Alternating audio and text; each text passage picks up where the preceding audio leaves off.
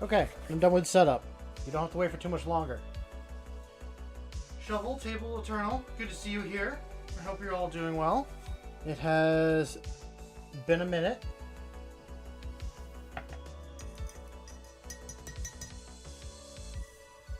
Hey AR, I hope you're doing well.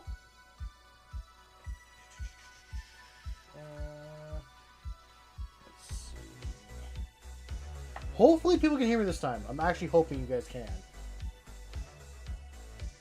Anyway, we're gonna move over to here. Oh, I gotta fix me. That's what I gotta do. There we go.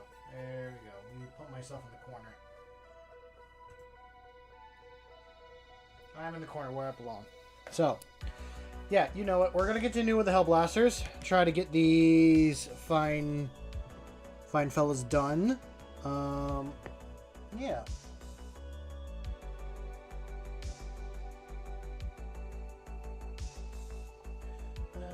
Press focus on getting my 2K army assembled. Still on the list though. Fair enough. I am trying to get this 2K list done for the new edition. I'm thinking I'm going to use this in that, I honestly can't remember the word. It is the, like, Warhammer Crusade that they're doing for themselves. I'm just doing a quick check. I think I was just doing metallics last time, which is only one guy that still needs it. But I'm checking to make sure I did all the green and stuff on the guns. So, cool. We got that. I might also quickly, as an experiment, see how this orange looks. I want to take the speed paint that I've been using, the Nuclear Sunrise, and I want to put it over this orange. See if I can make it look less like a very bright orange and dim it down to a more darker orange. I don't have the model I want the orange to be on hand. Where it's in here. Whoa. Yeah, it's in there. Let's see if I can pull it out. There you are. I want to make it almost that orange. I know on camera it's red. It is a very dark orange, though.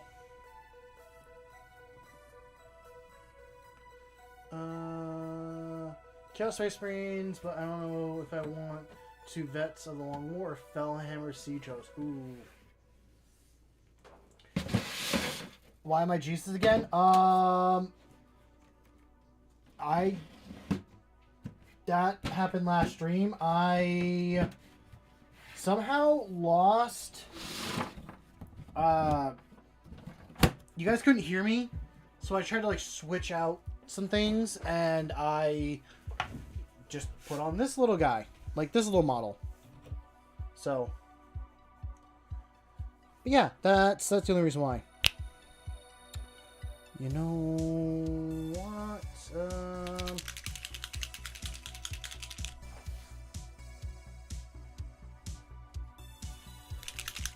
I mean, just get a Defiler. Don't get, like, anything else. Although, now in the new edition, I don't know how Defilers will be.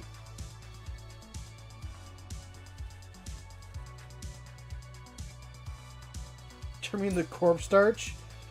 No, I can never be turned into Corpse Starch. There's not enough of me to be turned into Corpse Starch.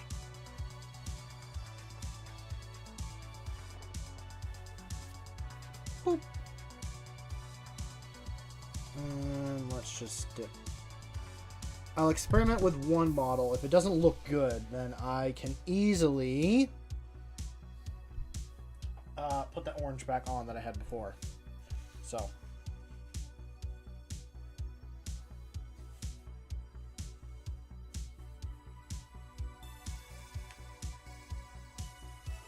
Yeah.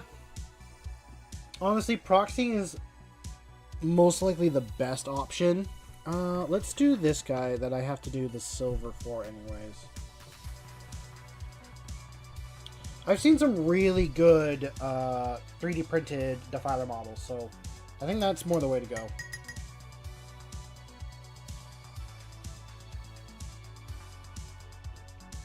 Oh, Eternal, you asked me last stream how many fossils I own. Did you hear my answer, or did that get cut out? I know you probably don't remember. I'm just asking so I can clarify and stuff. Let's see how this looks.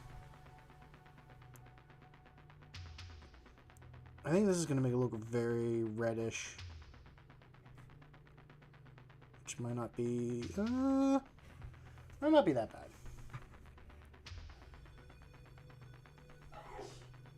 Bless you!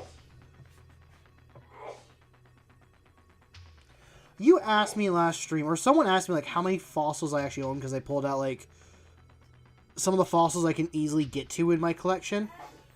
And I was given the answer. Jesus Christ, someone's sneezing.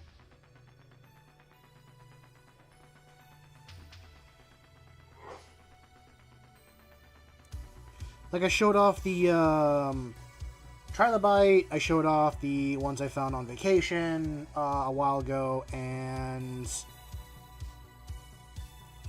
I think I showed off like the Spinosaurus tooth and the Triceratops horn I have, and like a weird mammal. Okay. I have very few of my fossils here for clarification.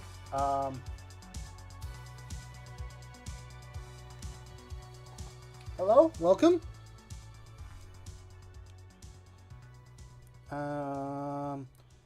Yeah, the rest of them are in my, like, childhood bedroom. So, not able to get all of them, but there's a lot more. I want to get more. There is one fossil I do wish I bought when I wish I bought it now, but I could not afford it at the time. That would have been like $500 just down the drain. And I'm glad I didn't buy it at the time. I wish I did, just for the coolness of it.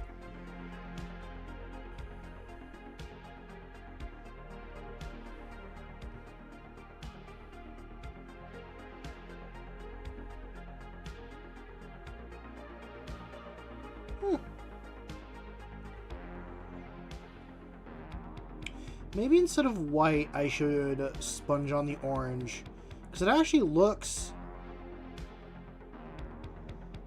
like, putting the speed paint over the orange actually looks decent. At least from what I can see with the model.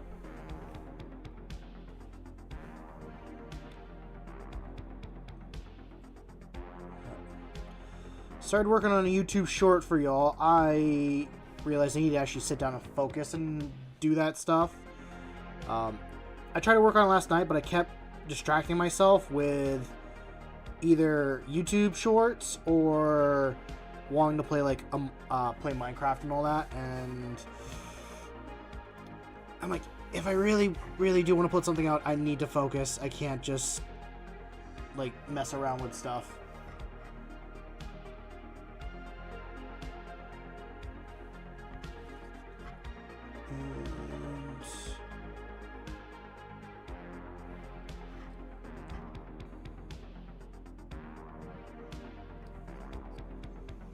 There, that was quick.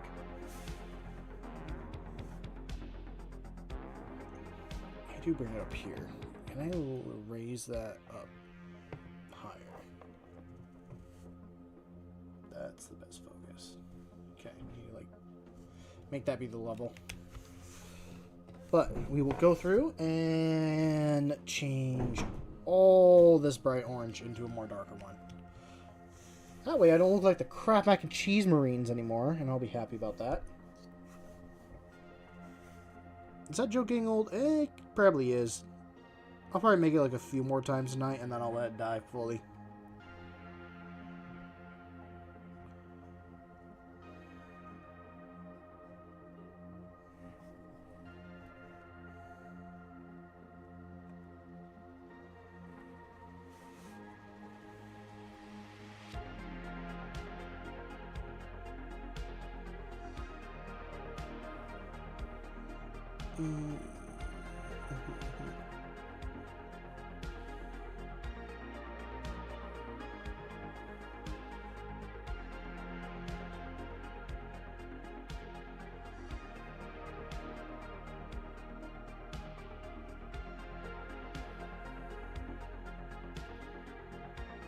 Can make sure I step away in a few minutes. I got something still cooking in the oven, and I don't think it's a smart idea to burn the apartment down tonight.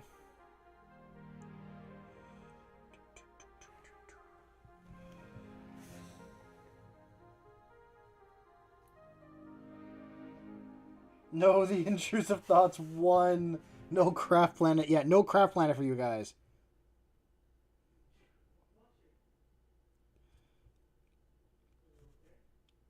I mean, it's not a bad orange at all. It's just, with this blue, it's just too much. And I didn't like the way it looked. And I'm really more trying to go for a darker orange at the end of the day than a very bright orange for my army. Like, yes, I know my little guy has bright orange, but it's not really like my favorite color of orange. I'm more of a pick up the fruit at the grocery store, and that is the color I want to go for.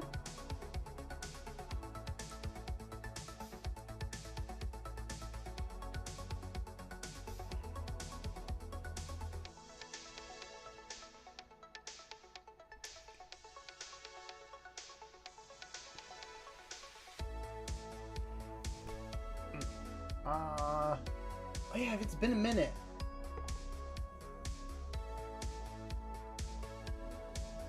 Hey, Jack. How you doing this evening?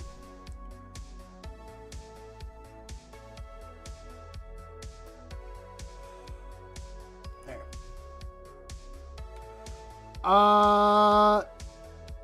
This is a temporary mouse.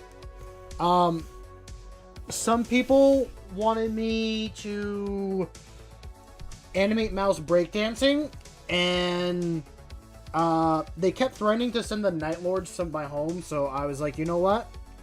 I will find a temporary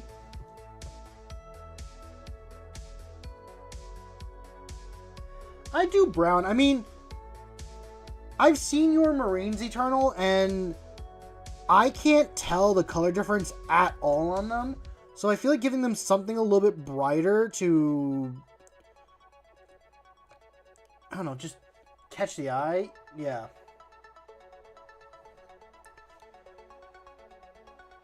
I'm sure in person and on the tabletop, they look exactly the way you want them to. It's just in photos and stuff, even in like good lighting, like I put my camera on my desk with both lamps hitting on it, I could not see.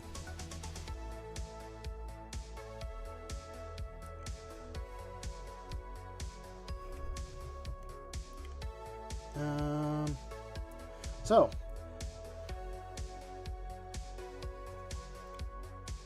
yeah, I mean, I'm sure they look good. It just looked like black on black, and I just couldn't tell. And I think someone else said this before, if you weren't happy with it, that's the main thing. They're your models. If you're not happy with your models, you need to change that, because you're the one looking at them. No one else is. You're putting them on the tabletop. I mean, I'm doing that example right now. I'm going over and speed paint and changing the color that I'm using for orange currently.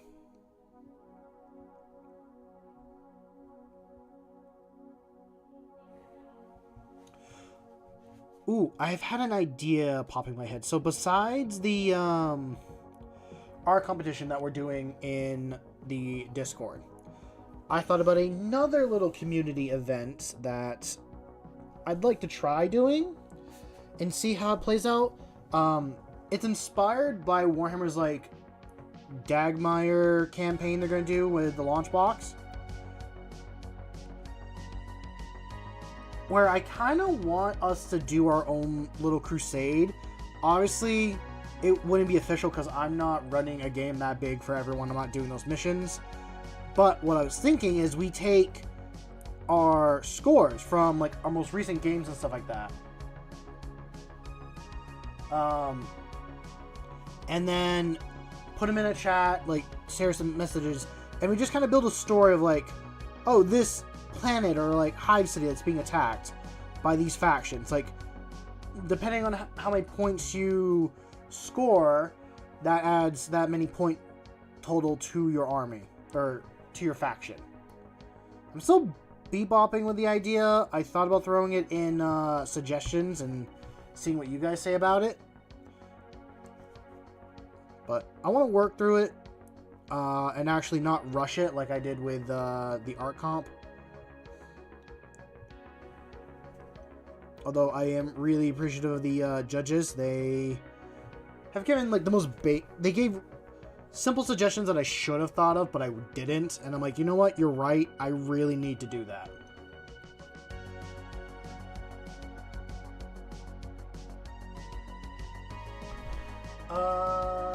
I have learned the hard way that colors don't show up on black. Hard painting black Templar. Brown doesn't show up on it. Orange doesn't show up on it. Yeah.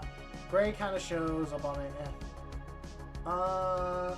Yeah, it is Nuclear Sunrise.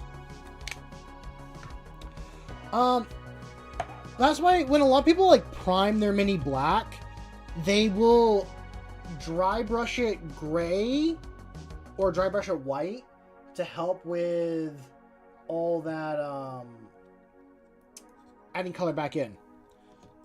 I did it with this intercessor. I painted him black and then I dry brushed him gray and then white on the more higher spots. And it, worked out pretty well. I mean, where it's black, it's obviously a very dark color. That's not where a lot of light is, but then, where the light is hitting it, it's much brighter. I think like 75% of the model is made with speed paint. The only one that's not speed paint is the blue and the metallics. And even then, I made sure to like thin the paint and I did like 1 or 2 coats of all that.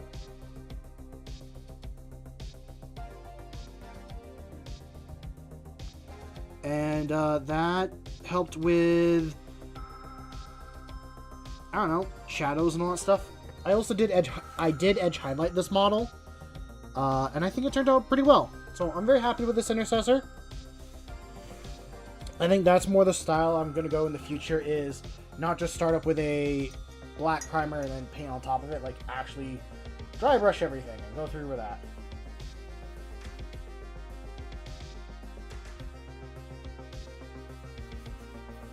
Ooh, first I'm going to say Eternals thing, and then I will go to your things, Jack. For me, I just base coat the mini with a dark base color after the black prime. No, and that's one way of doing it. There's 101 different ways of doing a model. Actually, there's more than 101, but if there's a way you like to do it, then you do it. I don't see why not. Yeah, I don't see why you shouldn't do that. Some leather that I've had has been very red in color, and some are a lot more bright tan, black. I mean, leather comes in like so many colors depending on how you prepare it and the process. And yeah, going to Jack's thing. So, for relatively recently, also had the issue with my dry brushing looking bad. Like, it looked bad at the end of the day. And there was a few videos that I watched that actually helped me get better with dry brushing. So, one, there are multiple different kinds of dry brush. I use a makeup sponge. It's just what I have. It's cheap, all that stuff I got for free. But you can use stiff bristle, you can use whatever. The main thing that I have changed and what I saw is dampening your makeup brush. Not getting it soaked like this and then painting, but dampening it, taking it, and then wiping some of the water off. And once you got that water off, you then go to your paint. And I use a paper towel, but other people, you can use cardboard or whatever for this. And with your slight damped dry brush, which I just wiped a bunch of water off, you take your paint and then test it on your finger or test it on something to see how much of a streak it is leaving behind. I am literally hiding this behind me. There's no paint on there, so it's not a perfect example, but if you have the faintest amount of paint onto your finger, that is I found the best time to start dry brushing.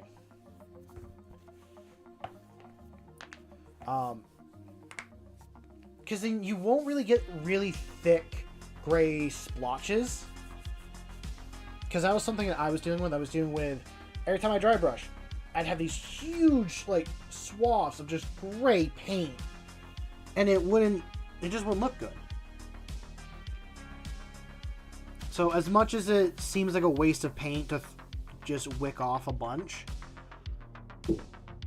you can always go back with the dry brush and add more gray back on, or white, or whatever you're using for a color. For me, it was literally these Hell Blasters. These same Hell Blasters that I've been working on for a while.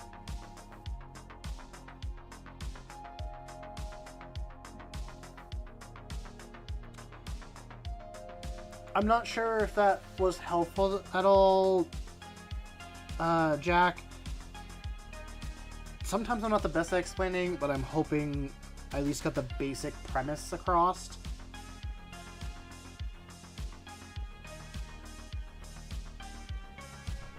And it is just with experimenting, trying.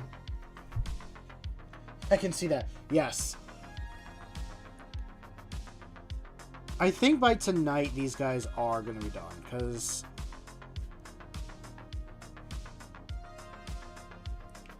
I can do him faster without being on stream and all that. I do take so many freaking breaks when I'm on stream. Ooh, that reminds me. I need to step away and check on some food. You guys can entertain Ando for a little bit. I will be right back.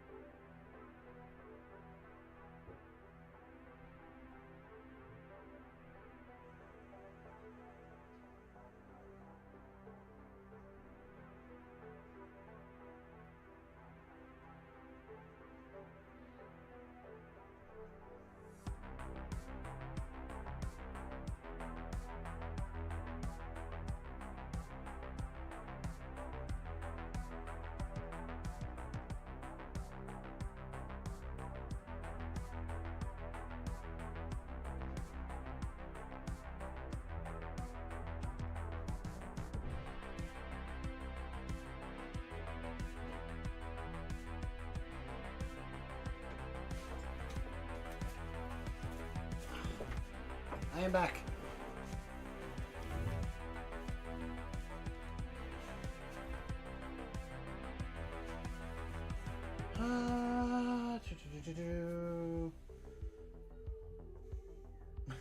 Ando. It's okay, Ando. Settle down. There's nothing to be worried about. Literally, you popped in when I had to... I left to go check on what I had in the oven, see if it was done cooking. And I took a quick bathroom break. So if anyone else needed to, they should have done that now. If not, you're stuck here.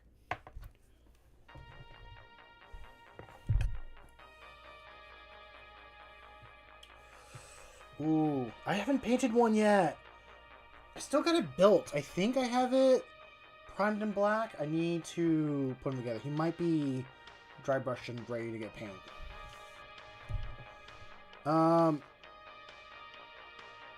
Ando, you should know the reason why Mouse looks the way he does. Mouse has used his gifts to come and show you guys his sweet moves.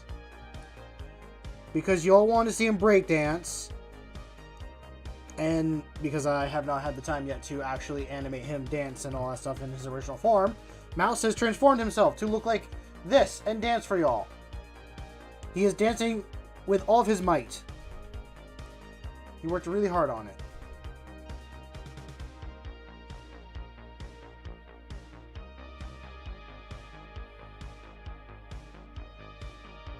Sorry, y'all. Eternal just won the competition. I hate to say it, but Eternal just blew you guys out of the water.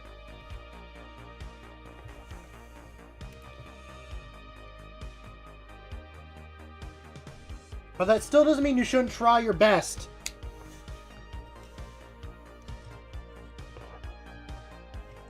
A different one? What's different about this one than the one you just did?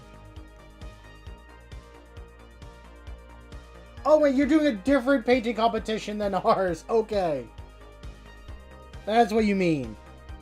Well, I hope you do well.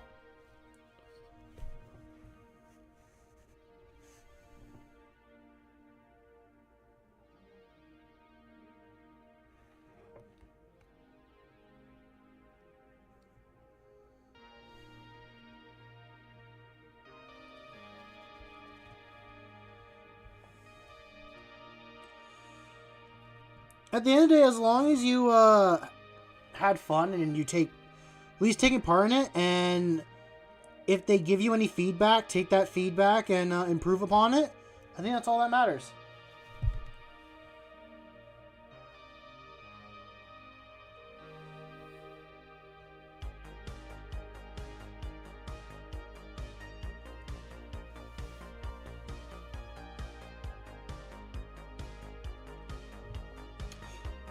No, you cannot touch up a already painted model and enter that.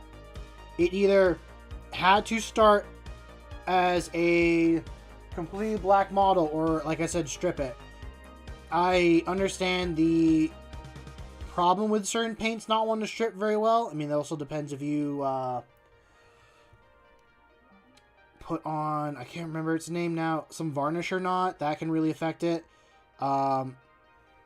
If the paint's not too thick on it, you could always just spray primer them black and repaint over that.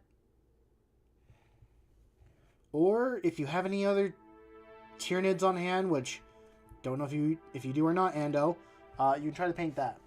It's kind of the reason why we had it set for 3 weeks, because some people they have a lot of free time to paint a model, and sometimes they don't. So I wanted to give everyone time to at least take part and get something done.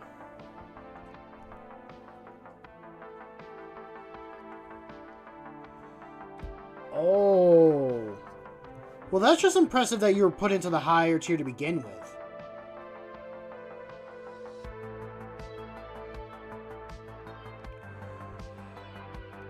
I should work on my pieces. I thought about that today. I'm like, well, I could work on the pieces for my own art competition today, but I'm like, I really want to finish up these models that I've been off and on with.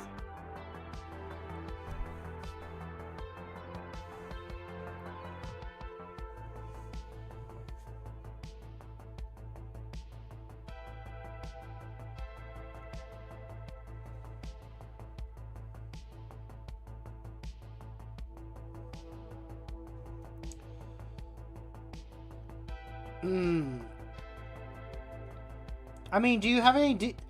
Here's the thing. It doesn't have to be a 40k model. It could be like a D&D mini. It could be like whatever you have for a model on hand. I just did the base size because it just gave a reference for like what you could use.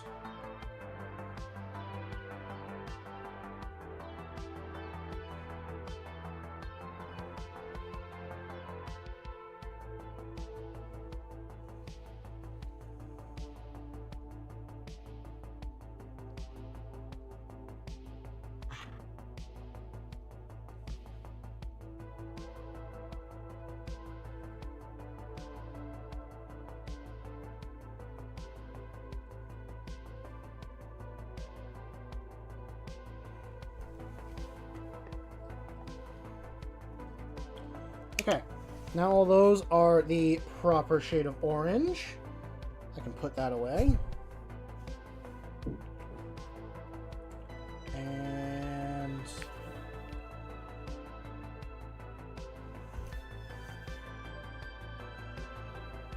yeah, that would work. I mean, the key, like, the thing is, it's not a finished model that you're touching up. You were saying these are half painted. These are not minis that you have continued to work on. They're half done. That works fine. But like I said, if I was to take this chaplain and be like, okay, I'm gonna do some things to it now because now I have new skill, or touch some things up, I wouldn't allow that. That's not something I would allow.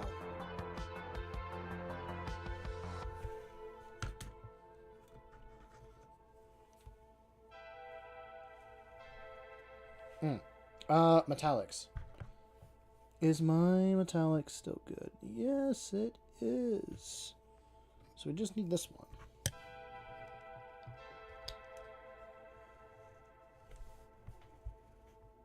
You're gonna do whatever you want to do. That's what you're gonna do.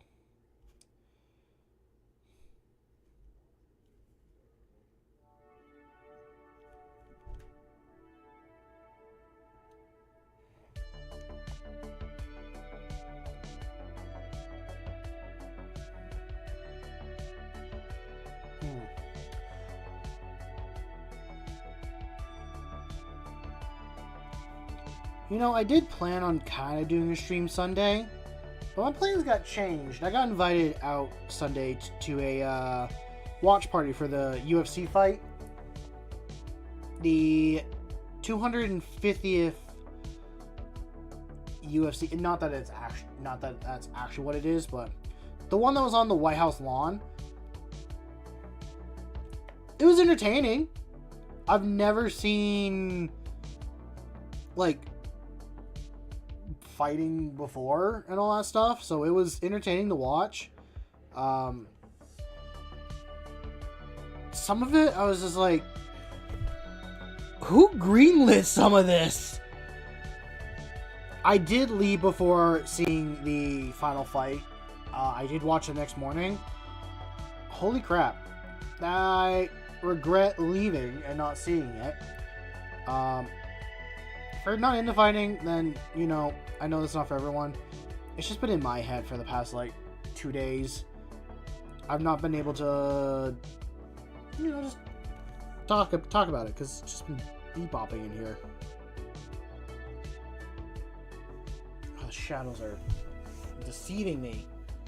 Make me think I haven't painted certain parts.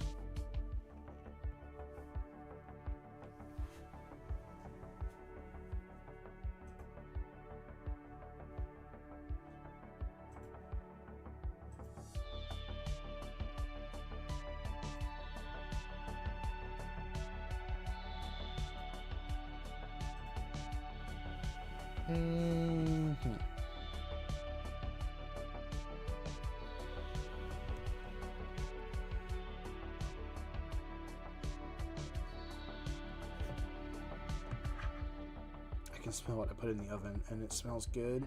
That also tells me I should step away and go check on it.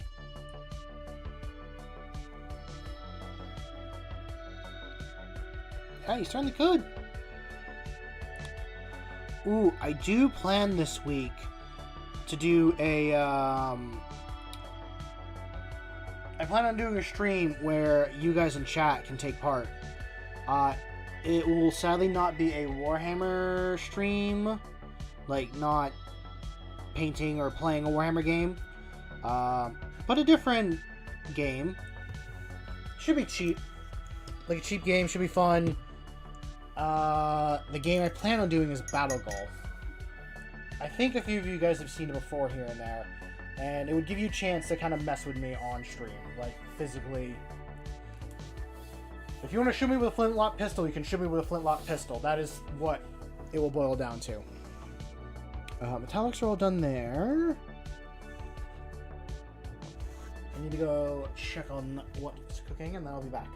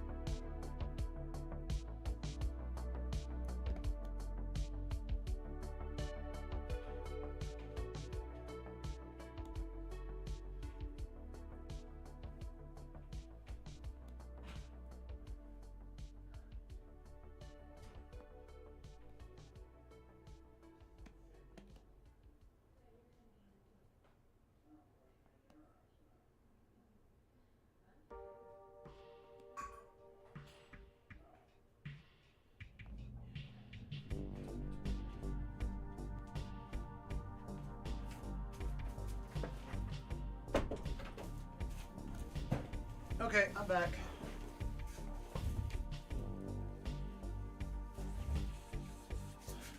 Where'd I go? I went to go check on the food I had in the oven to make sure it wasn't burning.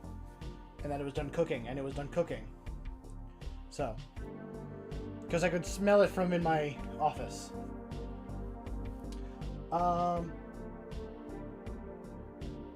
Yes. Yes, Ando. You guys would be able to play Battle Golf with me.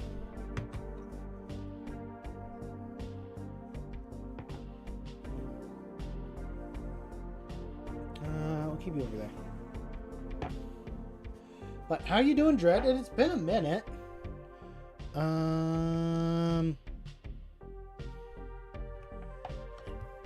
I take is the black usable, or is it pretty much? It's gonna be iffy. Ooh. Welcome. Welcome, Tay. I hope you are enjoying yourself and having a good evening. We're happy to have you here. My name is Swamp, and yeah, I'm just painting up some, I'm painting up a 2,000 point list, for Dark Angels and stuff. I've been working on it off and on for,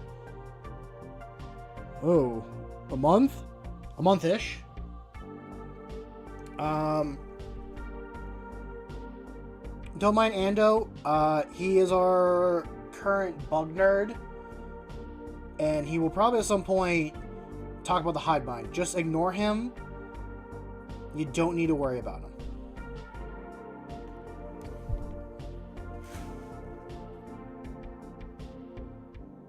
Oh, if you are willing, Ando has a survey he'd like you to take. It's a survey we ask everyone that's new. And I'm making it be his job. No, it's not the question on biomass.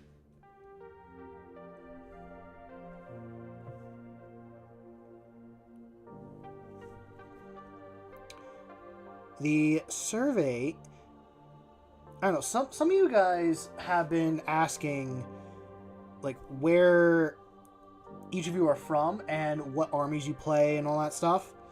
And we're just trying to, like, figure out all that.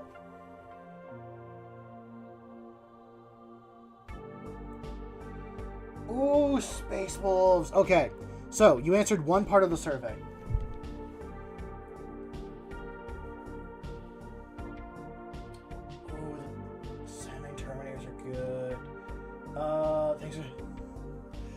I played against a Space Wolf player not too long ago.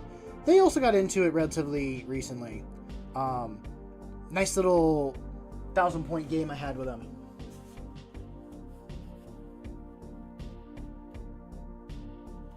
Yes, he does play They play Vikings. Oh, it's Taylor. Taylor. That's a full name. You don't have to say Tay. Yeah, for some reason, we had a large influx of Europeans and people that play Chaos. That is the main community that seems to be here. But I don't play Chaos. I am like a almost pure Imperium player.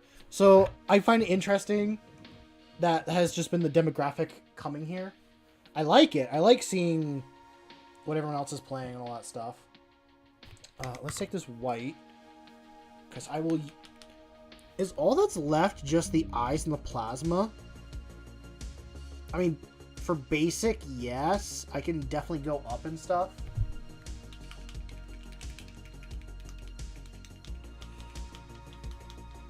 I gotta find my Saturnine Terminators. They're somewhere.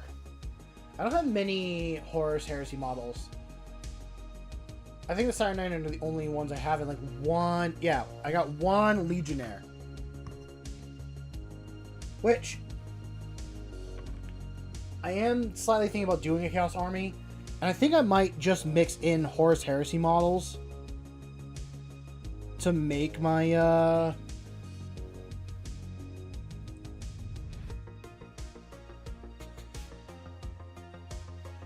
Oh, well no, you've already done half of it. The survey is just what Ando said. Are you from Europe? And what army did you play?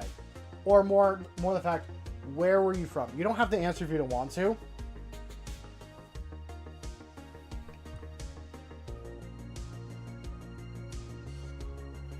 But it's whatever you're comfortable with. We don't force people to answer this survey. It just comes up sometimes. But the Space Wolves, I haven't read much more of their lore. I have read a few books. Wolfenheim is a good book that I read to learn about Primaris's integrating into Space Wolves and like the Space Wolf culture. This is a custom Space Marine chapter that I am painting of my own creation. I call them the Executioners of the Abyss. I run them as a well, I made 4 chapters, so it kind of gives me the freedom to do like what I want. But mostly I play as Dark Angels, but I could do Salamanders or Space Wolves.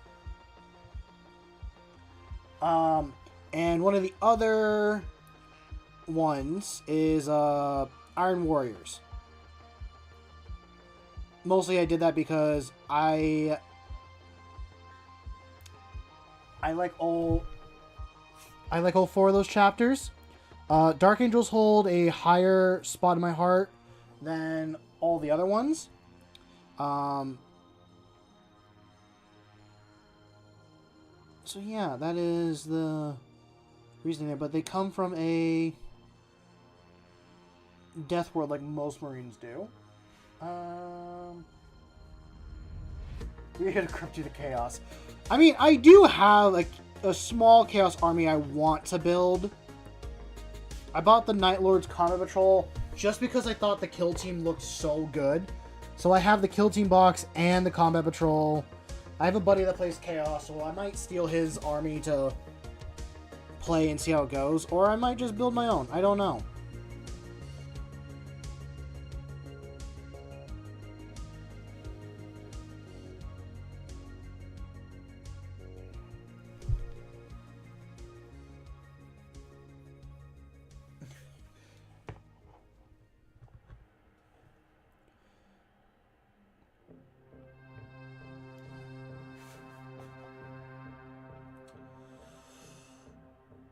I love fighting against them. Some of my favorite games I've had have been against World Eaters. Actually, against one player that plays World Eaters. So, finding out that, oh, I shoot your unit. What? You just run 6 inches closer to me? And then start messing with me? Okay. It's been fun to, like, fight against them. The last game that I did with World Eaters was actually with this 2,000 point list that I'm running. And we cut it a little bit early because the store was closing. At the moment I was winning, but if we played another match, it would have gone his way, we think. Turns out he actually messed up the math, and he told me later. It was like, if we played the 5th round, and depending on how things went, we would have been 62 to 62. We were dead even by turn 5. And I love that. I'm like, yes! Would I have liked to win? Yeah, but deep down, it was a fun game, and coming out with a, like, even score, I think is cooler. Eric, do you prefer 40k Dark Angels or 30k Dark Angels paint scheme? My friend paints 30k one, and I thought that was the only one for a while. I like 30k a bit more. I like 30k a bit more. That is a chapter you can play in 40k. Like, one of the successor chapters is still like black armor, red and white. I like it slightly.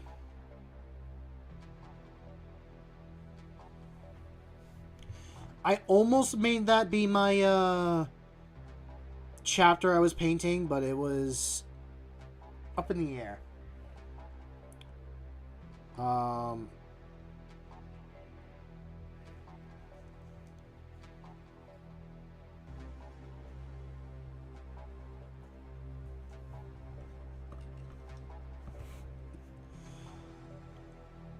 Oh, for those curious about the list. Not that I think you guys are. I just like to talk about it when I have a chance. I'll start with characters. I run Azrael, which is just my Azrael right over here.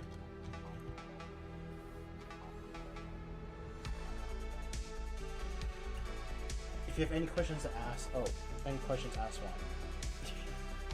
one. Okay. I run Azrael with a lieutenant. I run a Judiciar.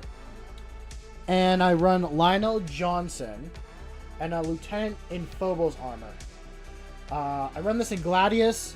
And the only enhancement I throw on is for the lieutenant, which is the one where he gets a 2-up save and a 5-up feel no pain. Yeah, I think that's what it is. The lieutenant and Azrael lead a 10-man squad of Hellblasters, which is... I'm working on 5 of them right now. But I already have the other 5 done. I mean, this is one of the 5 I've done. I could definitely up them a little bit more to make them better. And I do that for the lethal sustain hit combo. Azrael gives units he's leading sustained hits 1, and the lieutenant gives lethal hits. So, really nice to have. I usually save them to like turn 2 or 3 to pop out and start messing with my opponent. I don't know what I'll do. I've been thinking about 11 a little bit. Once I have my hands on everything this Saturday, because that's when I'm getting my Armageddon box, I've been thinking about a few different like lists or things like that I want to do. Okay, AR. Depending on what you want to do for a list is what really matters. For me, with this list that I'm doing and running, it was made for tournaments.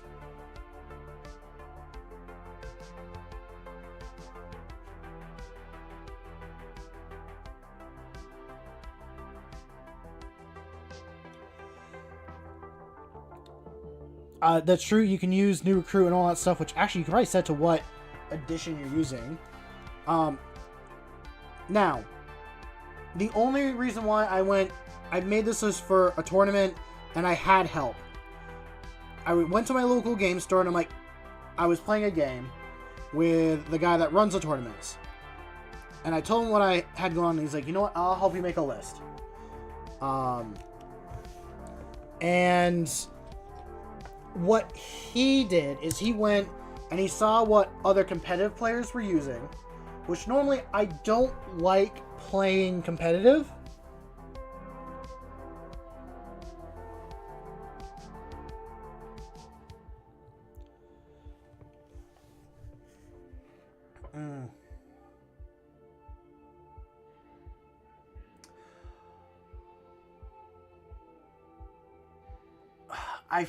I feel that, AR.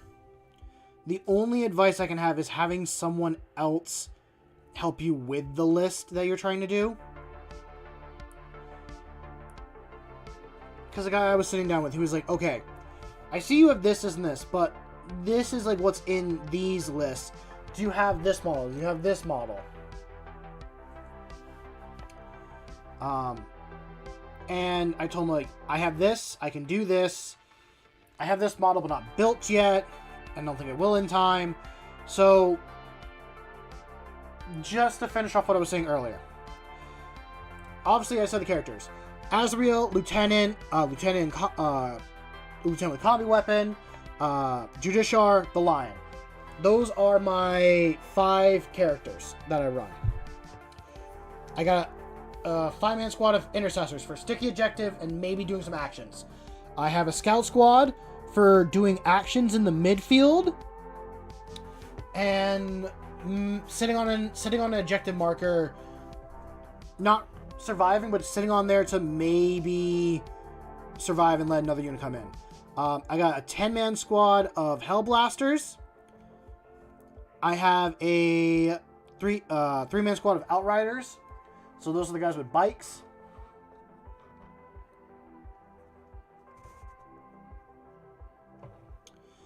And I run an ATV as well. I don't run them together.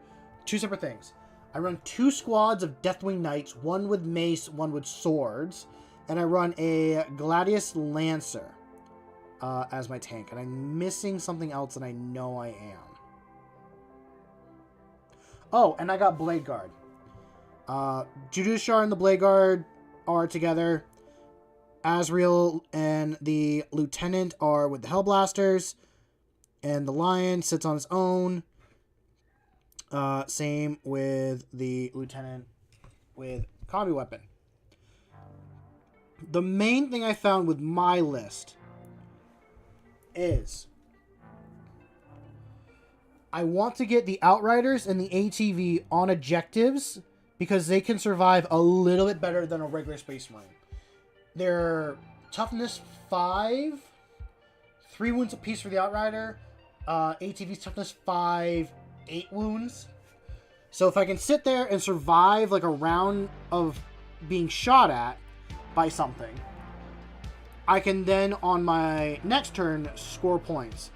I usually also like to use the lieutenants and the scouts to do actions while on the board.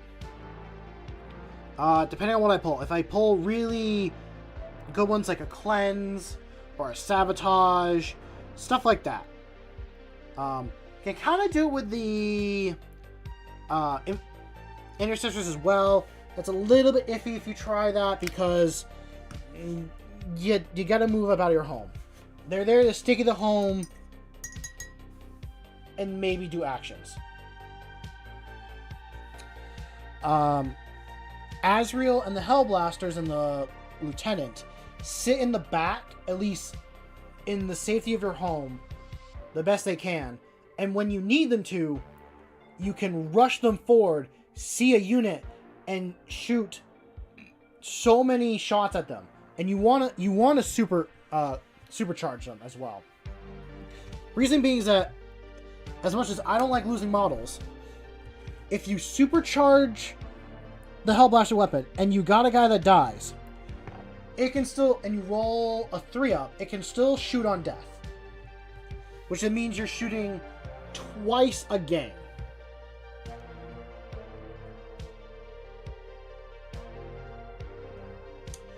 In the Discord I did on the day I did a tournament. It's in Wargame photos. I was like, here's the whole army. It wasn't even fully painted. And it was the day of the tournament. I lost all my games that day. My first game was a really bad matchup. I went up against a 3 Defiler list because it was at the end of 10th.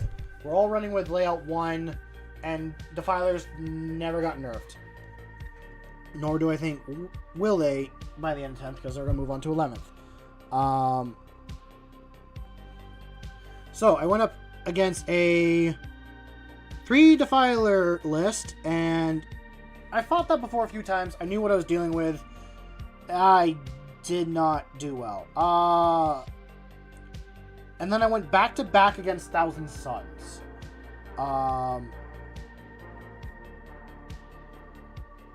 Really, if you know, the last one is the one where I probably came the closest to winning, if my dice rolls were a little bit better. Let me just go back and read some things that you guys have said. I'll ask my friend. I want to do an infantry heavy list with Mark of Slanesh, but apparently I don't have the models to make that work.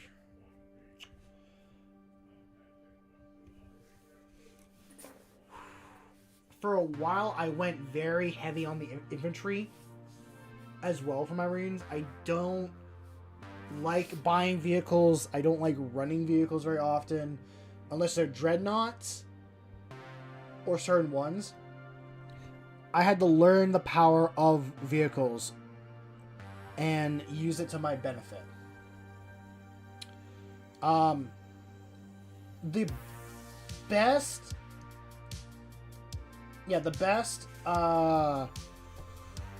list I've seen for just pure Chaos Space Marines is a 3 Defiler with Abaddon, a Hellbrute, Huron, Reaver's Chosen, and maybe Cultist? I can't remember off the top of my head, but it was a list that like everyone was running for a bit. Favorite Space Marine character? You want name character or like a nothing burger character? Or are you just asking like favorite model?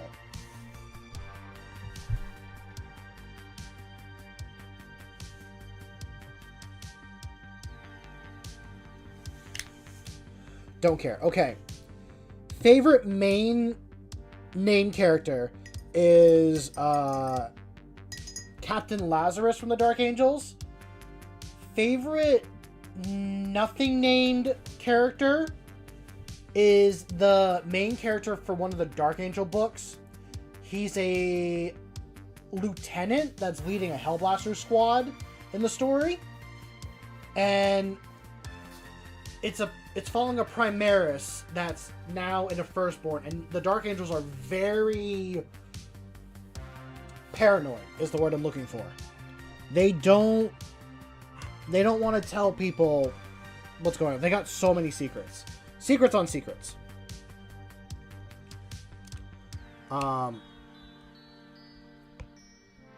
So that was an interesting one to read and listen to. I do like Dark Angels a little bit much. Actually, there's that Primaris, and then there's the Primaris and Wolfenheim. Those two are my two favorite no-named regular Space Marines. But I'll admit, I'm a little bit biased with Dark Angels because I like fantasy. I like knights and all that stuff, and Dark Angels are very heavily knight coded.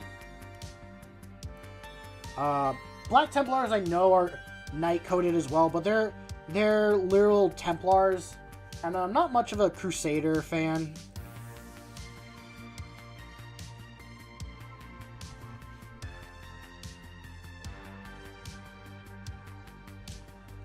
As for favorite model, it is straight up the Captain with Relic Shield is my favorite. That's my favorite character.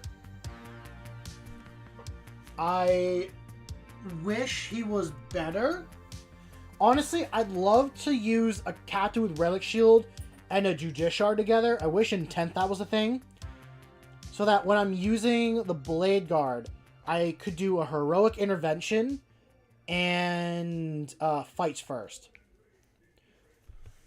Because that's the main thing I like with my list. With the Lion and the Blade Guard, I try to set them up in spots that I could spend 2 command points to do a Heroic Intervention and just mow down whatever opponent unit I was dealing with.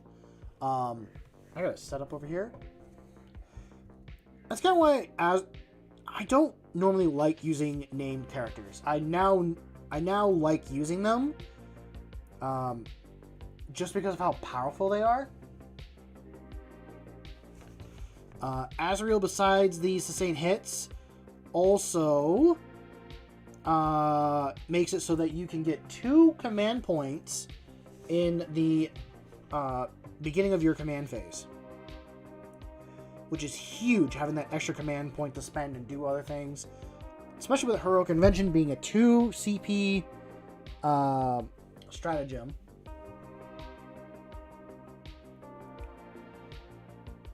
Made it so much easier. Yours is Ankle. Oh no, Argel Tall. Oh, I've heard the name. I gotta look that up real quick. Is that a? I feel like that's a Tau character. Maybe I'm wrong. I'm gonna look that guy up real quick.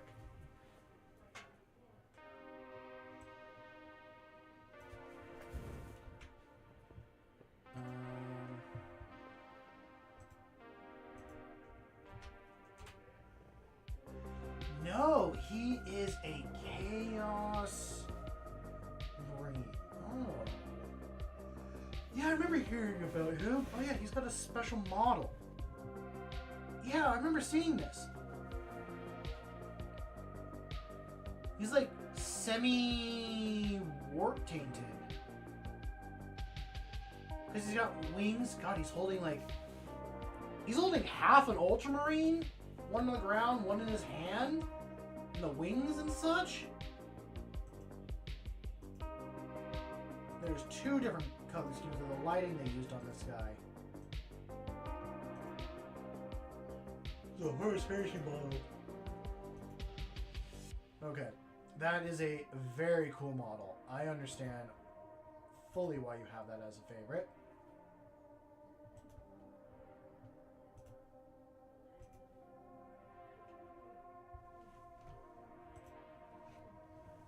Ooh, Tybros is also good. I haven't read many books with him.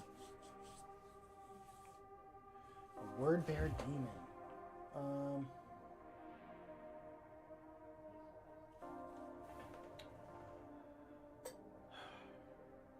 I don't know. I don't really run... I haven't run Terminators that much. I only have 5-man squads. I think it depends on what you want to do. It might be better to do 5-man because you can fit them in places. And you don't really need much more than that.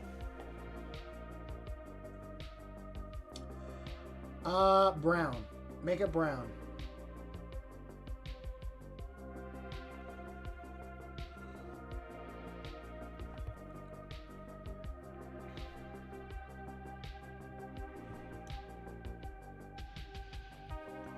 Power Trench Shovel.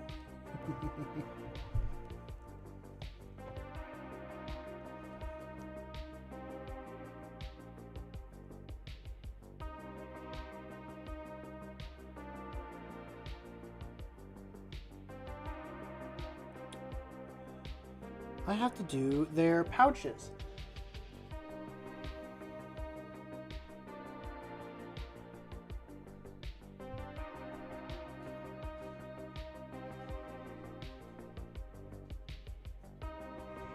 Very nice.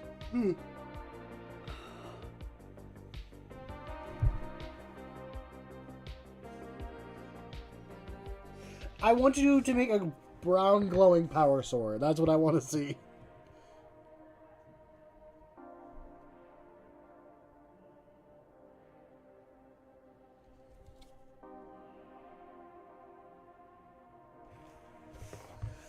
No, dude, if you want to do blue, do blue. I just want to throw you for a loop and just say a random color.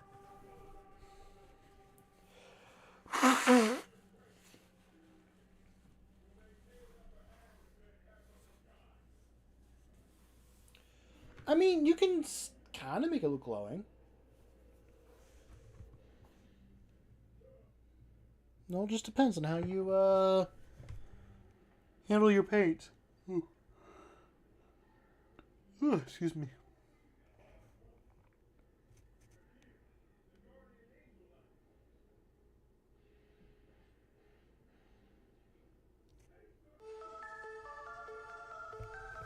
Yeah, I forgot about the pouches on their hip. I gotta do that.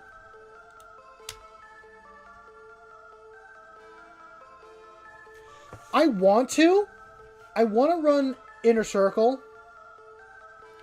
I'm just... Because this was a list... I did suggest Inner Circle when building the list, and they said no. Like with the guy I talked about. I might switch it, because I understand the points change tomorrow.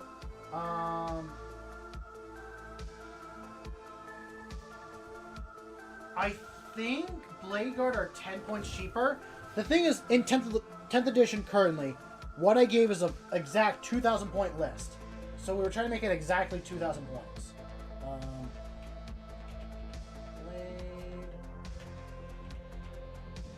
Blade Guard Vets. I need to see their point total.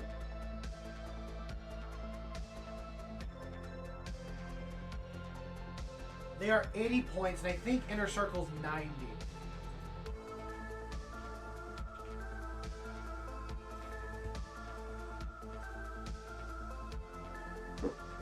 Yeah, Inner Circle for 3 are 90, so it's literally a 10-point difference. So if I didn't go with the upgrade or enhancement on the... if I didn't go with the enhancement on the Lieutenant, I could then do the Inner Circle. Also,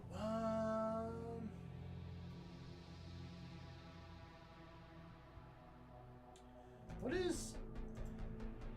For Inner Circle, their ability, it's when they're in combat. If you go with the sword, each time this model in this unit makes a melee attack, you can re-roll the hit rolls of 1. So if you're fighting something that's not your Oath of Moment target, and it's got 2 choices. It's got Swords of the Chapter or Shields of the Chapter. Swords is where you can re-roll the hit rolls of 1. Shields is each time an invulnerable. Each time you do your invulnerable save, you can re-roll any ones you did. And their invulnerable save is a 4-up. So, and there are 4 melee attacks each. Inner Circle. Let's see. They have Brazier of the Chapter. While a character model is leading this unit, each time an attack targets this unit, subtract 1 from the hit roll. Okay, so it would worsen your opponent attacking you, and then eliminate or something for the unworthy. Each time this model unit makes an attack that targets a character unit, add 1 to the hit roll. Okay. So maybe I will switch these guys out and see how they run. Because both have a pistol that it's 1 attack each. Both within 18 range. And... yeah, both strength 4, minus 1 AP, 1 damage. The melee is where it switches.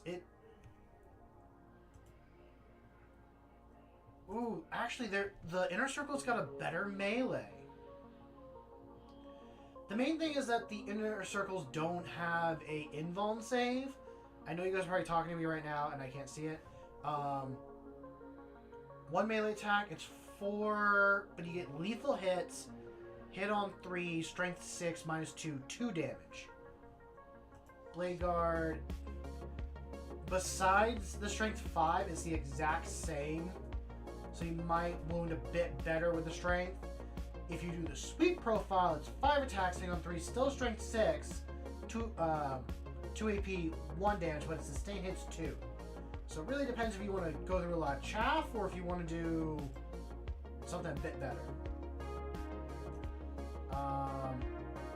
Yeah.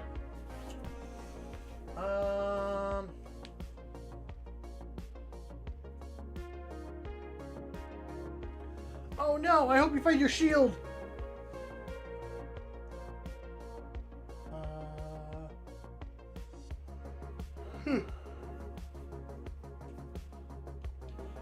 If I play... honestly... if I play tomorrow, I might try them with the Inner Circle and see what switches out. I have in my head, like, other models I want to switch out. I'm thinking of getting rid of one of the Deathwing Knight units. They're 250 points. And they're just a melee unit. There's no shooting. So to have an extra 250, which I could switch in for a repulsor, which could be a transport for the Hellblasters, could be pretty good. More the repulsor executioner, which can only hold 7. But if I do a repulsor, I can hold 14. It's either 12 or 14 models.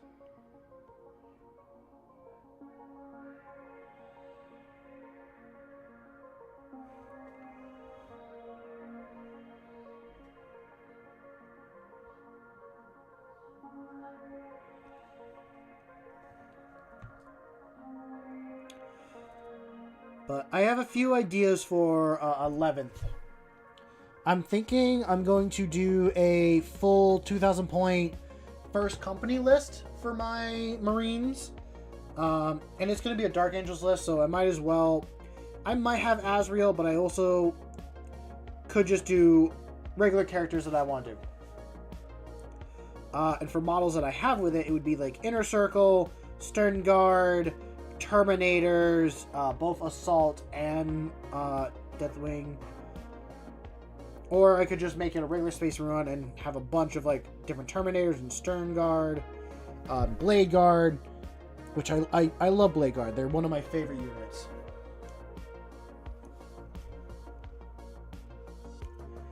And also, I'd like to take part in I'm running a crusade right now where I'm kind of doing what I want to do, and I'm enjoying it. I want to take a bunch of scout units and upgrade them into regular Marines, and it crossed my mind that if I do a crusade, I kind of want to... I know I'm beating around the bush, but just every time I upgrade a model, so like a model changes from the... So if I'm running like Reavers, and I get like 5 honor points while I'm playing the Crusade, and I'm like, cool, I'm going to upgrade these Reavers into Intercessors with jump packs. Then I want to build and paint those models for a video and be like, cool, this is what's going on in my Eternal Crusade. This is what happened. This is a model that we're adding or upgrading. And this is what I'm planning for.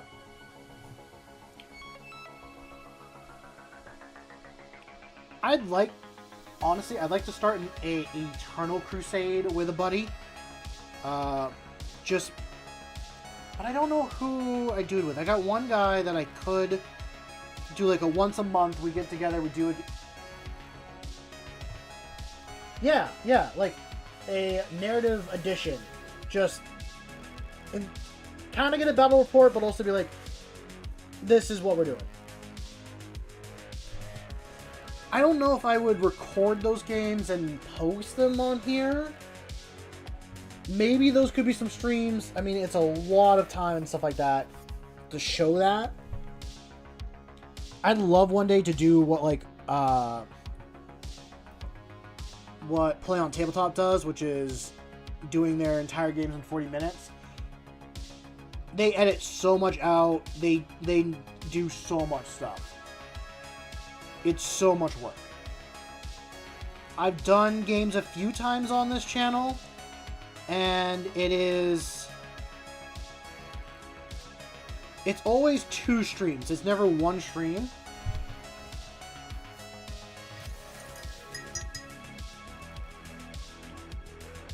But I could throw it in suggestions, or if enough people want to see it, I will do it.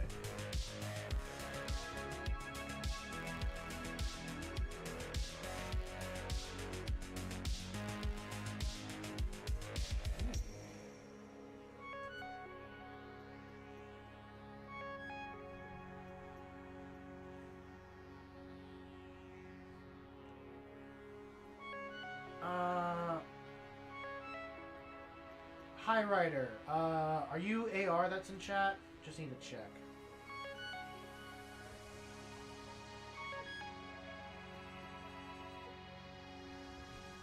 I know they do. It's so much stuff. But, sorry, someone posted their list in the Discord, and I was just taking a look at it.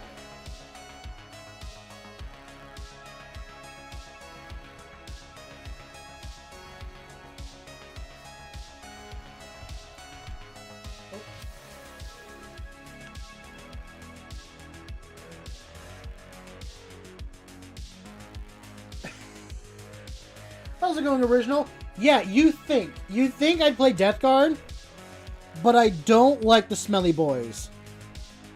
Well, they do have cool models, but it's not a army I want to play.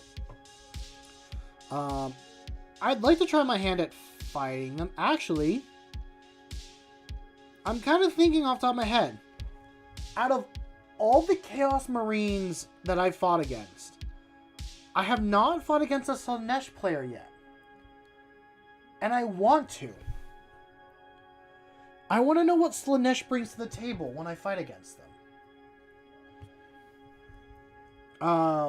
Depending on I'd say currently the one I like fighting the most out of all the Chaos Marines is Khorne.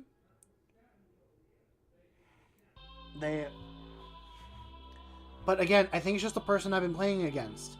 If I played with someone else, it could be completely different. I don't know.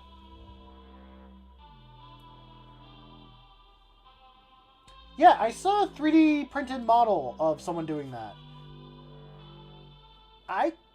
If I ever do a demon list or something like that, I mean, like, I would run that as a demon prince if I was a Slaanesh player. Like, someone did a giant snake lady with that many breasts and, like, swords, and I'm like, that would be a perfect demon prince right there. That's a perfect demon prince for Slaanesh.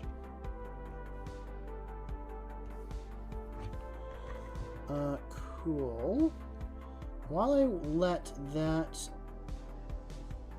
dry, I'm going to pull out my leather, because I need to do the brown leather stuff.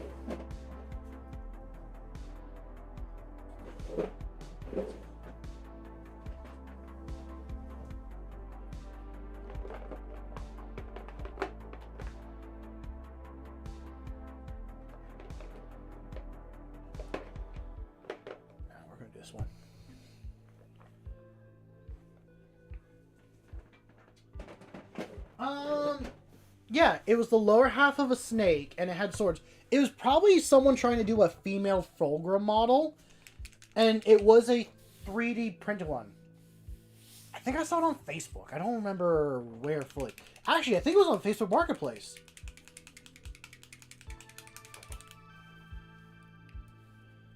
That is, like, I think where I saw it. And I was like, oh, that's cool. And the person, like, makes a bunch of 3D printed stuff.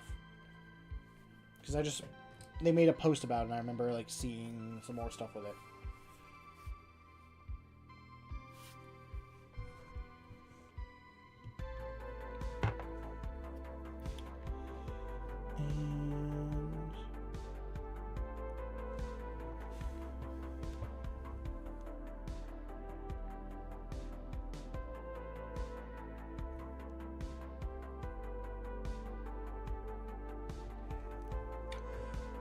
Ooh, if people are interested, I know earlier I said I am running a crusade. It's a very small one. It's at a buddy's game store, and we started at 500 points. Playing Warhammer at 500 points is challenging, I will say, because you don't have a lot of room for really good models and do a lot.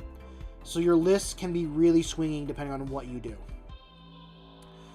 Currently, we got someone playing Votan. They have not lost a game yet. I've lost 2 games and I've won a game. I've played every player so far. Yeah, there's only 4 of us, so we literally just rotate.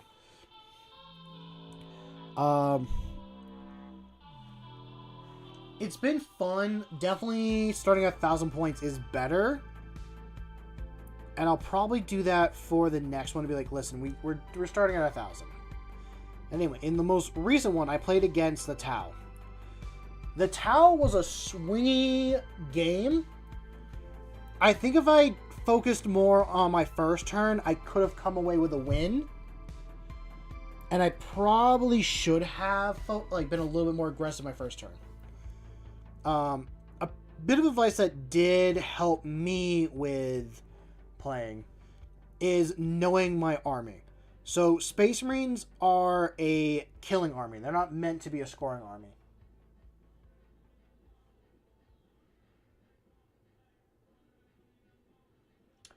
I'm going to have to look at that one in a moment and see it.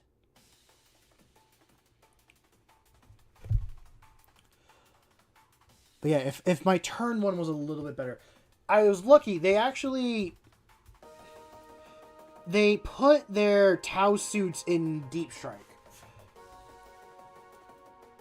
So my biggest threat on the board, which is their Tau suits like melts us, guns and all that, it's like a 3-man squad. I'm like, cool, I don't have to worry about that for a turn. And I was going first as well. So I'm like, first turn, I'm like chilling, hey, and then I'm like, wait a minute. I need to lock in here. I'm going to be screwed if I don't. So I get so close to taking out his whole infantry, like, second turn. It feels close. I get my intercessors up closer, and I just shoot everything at one of his, I think it's something fire. Like, something Fire Force, or, no, his, like, Breacher Squad.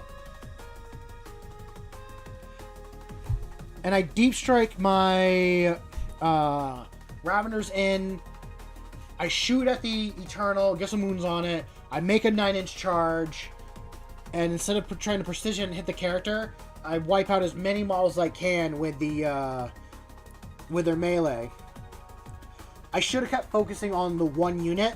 I switched at one point.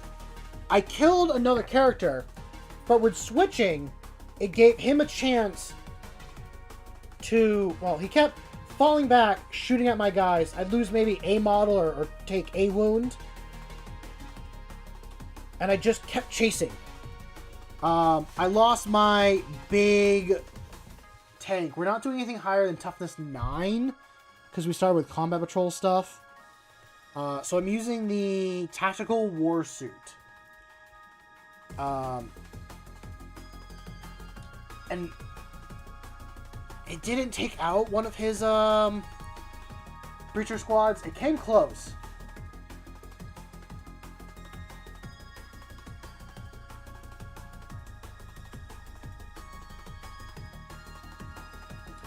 I'll have to check them out. That could be an interesting way of doing it.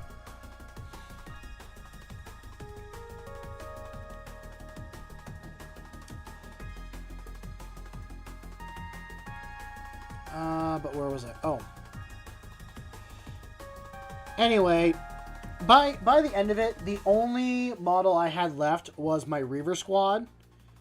Because once he brought in those Tau suits, there was nothing I could do. The only two models I had that could maybe do something to them was my war suit, and he melted that right away. And my eliminators,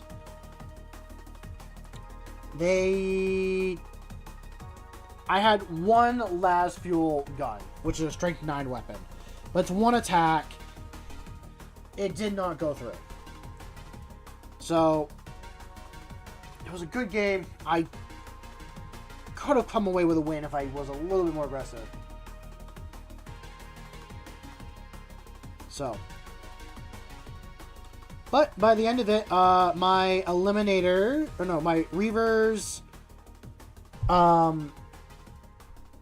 they came away, they were marked for greatness, they got the most experience. And for the battle trait, they got the, like, Terminator honor. So if I wanted to for free, I could turn them into Assault Terminators. I don't want to quite yet.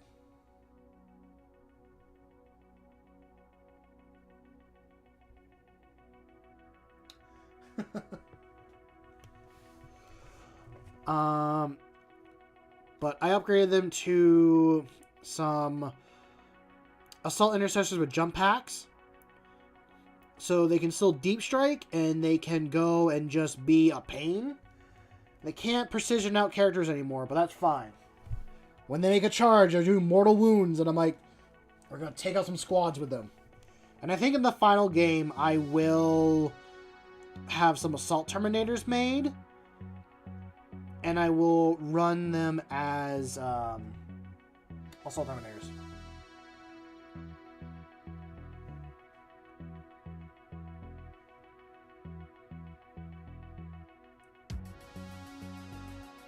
Yeah, your model looks good, Swiggity. I looked at it today. I'd say it was a smart choice doing the face. Are you talking about with the Reavers or the Jump Pack Intercessors?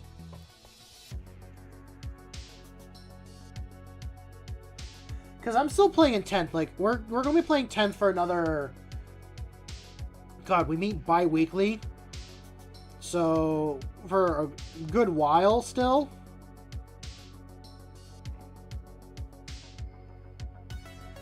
The Interceptors.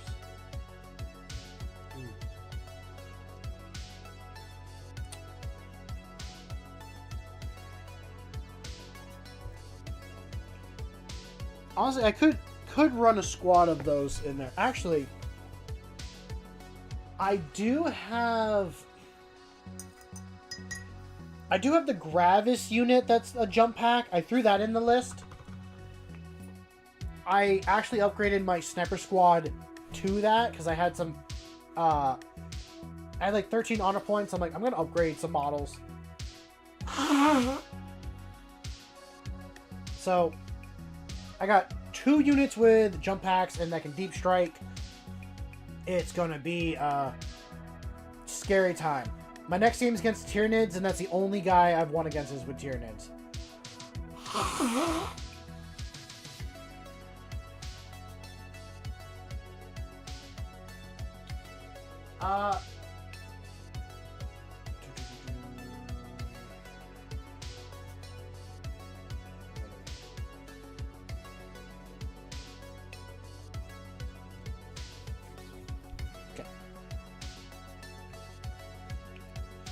Let's do another layer brown. Yeah, and I'm going to be fighting some Tyranids next week.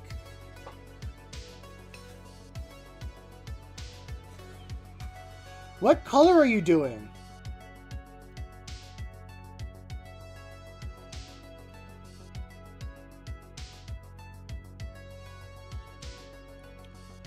Do, do, do, do, do.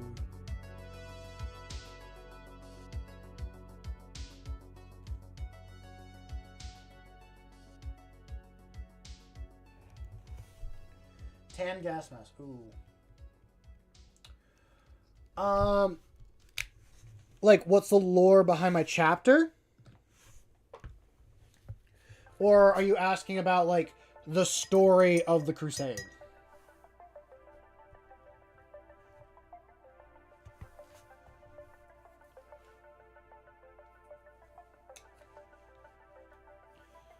Don't be too hard on yourself, an Ando skill issue. Both if possible. Okay. I'll do my chapter first.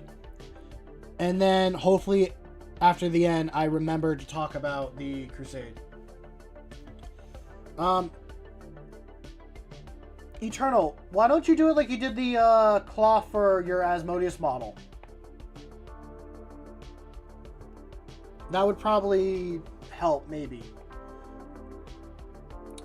Okay, so, as I've probably said before, or I know I've said in this stream, my chapter is a gene seed mix. They keep it hidden from the Imperium what they are specifically. Not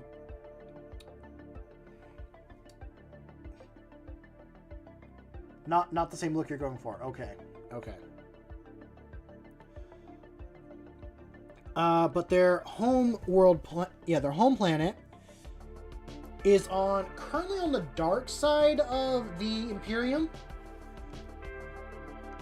After the Abaddon Zol rage quit. That's what I've decided. And it is a mixture between Jurassic Park and Monster Hunter. That is definitely thicker.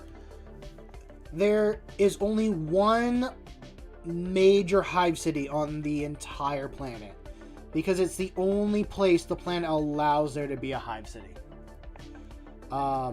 Every time like a city tries to be settled or created, the planet almost attacks it like they have a antibody. So like plants, animals, all that stuff attack these facilities and stuff that they're trying to build. And then they just become ruins covered in... Yes. It is a mixture between Catachan and Caliban. And lore reason, and I need to look up how warp storms kind of act. I really should. I have a book bookmarked from another channel that recommended one. Every like couple hundred years, the system would get warp storms, and the planet that my Space Marines are from would get hit by a warp storm, cutting it off from the rest of the Imperium for a little bit. So the planet just was like, screw this shit, I'm building an antibody. So the entire planet now has an antibody system against anything foreign. The planet allows the Space Marines to live where they are. Or allows the humans to live where they are. There are small tribes of people living on the planet.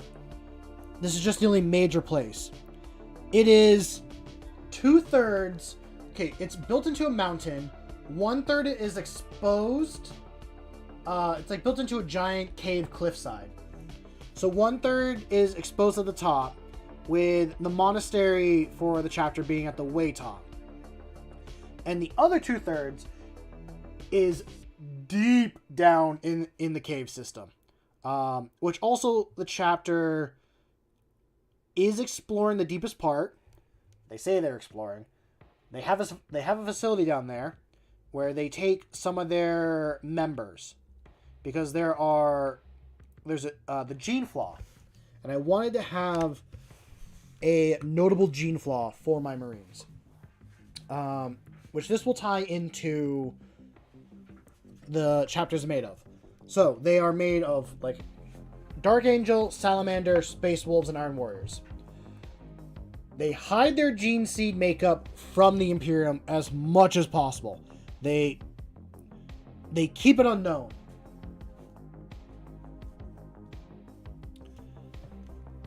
Because if anyone found out of them having traitor gene seed in them, they would be gone. But also, the planet has affected my Marines in a way. It's found a kindred spirit within two of the gene seed mixes, being the Space Wolf and the Salamanders. And as my Marines get older, they're more prone to taking this mutation, which they will turn into the Seraphon pretty much from Age of Sigmar. And they will... Yeah, not every Marine in the chapter knows this. Every captain in the company knows this. So, yeah, it's mixing the Salamander and Space Wolf gene seed together to create pretty much Raptor Space Marines, like actual Lizardman Raptor Space Marines.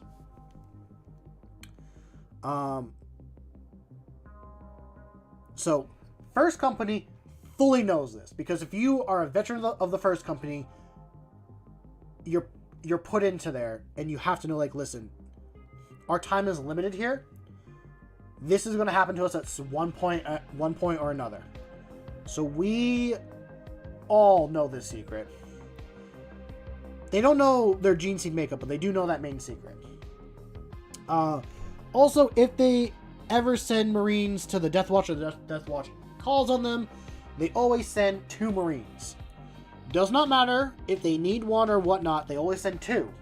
Reason being, yeah, their transformation happens when they get older, but it also could happen to a scout. It's random. You're more prone to happen when it's older. Just any point in your life, it could happen.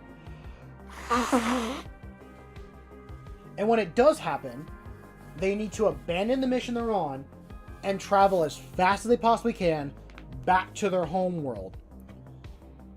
Which then they get put into a cage at the top of the monastery and brought down to the lowest part of the cave system. And that is where they stay until the chapter finds a cure, or they are used in battle, which I do at some point want to kit bash some intercessors or assault intercessors with some Seraphon models and make this like actual Lizardman Raptor squad. Maybe it would be jump pack guys, because I know like the Wolfen, they use jump packs and stuff like that. So yeah.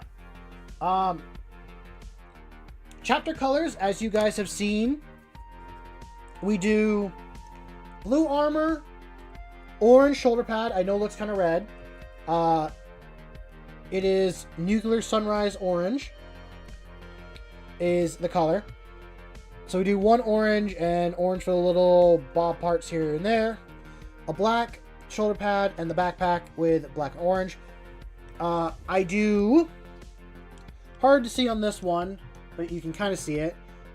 Green eye lenses, and we do green on the gun. I used my 3 favorite colors, blue, orange, and green, and that's what I came up with. First Company is painted differently.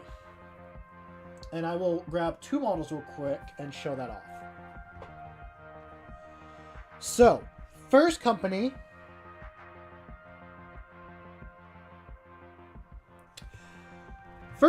is black armor with blue for the cloth and blue for the trim. Oh, and the metal for every company is cobalt metallic. Goodbye. Yeah. Good night, Dread. Enjoy the rest of your night. Get some rest.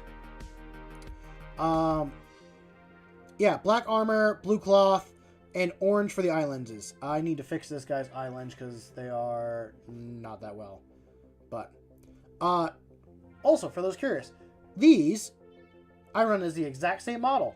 This is the first ever Captain with Relic Shield I made, and I used him in the Crusade for a bit, and then he got a certain weapon that I'm like, I can no longer use this model as much as I find it really cool, so I made this guy. This is my first proper kit bash. This is a Emperor's Champion mixed with Master Lazarus, and I do have a shield for him. There's a little pin in his backpack that I put a magnet on the shield for, and then the shield gets magneted on the back. In the Crusade, I was running them as Dark Angels, and there's a weapon that is a anti-monster, anti-vehicle weapon. So I made it be this power hammer. So he uses his sword, which has like precision and sustained hits. I wanted to make him a chapter master. I never got enough honor points in the Crusade to make him a chapter master. But between me and you, this is the chapter master of my chapter. They are run by a council of 13. It is 10 captains, the apothecary, and either the librarian or the chaplain. It might be more the chaplain, but the librarian's there too.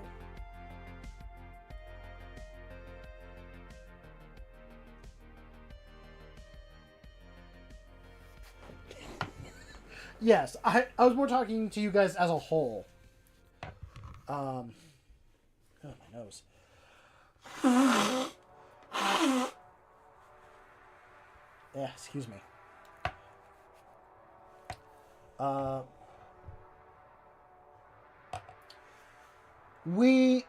don't have an old style dreadnought.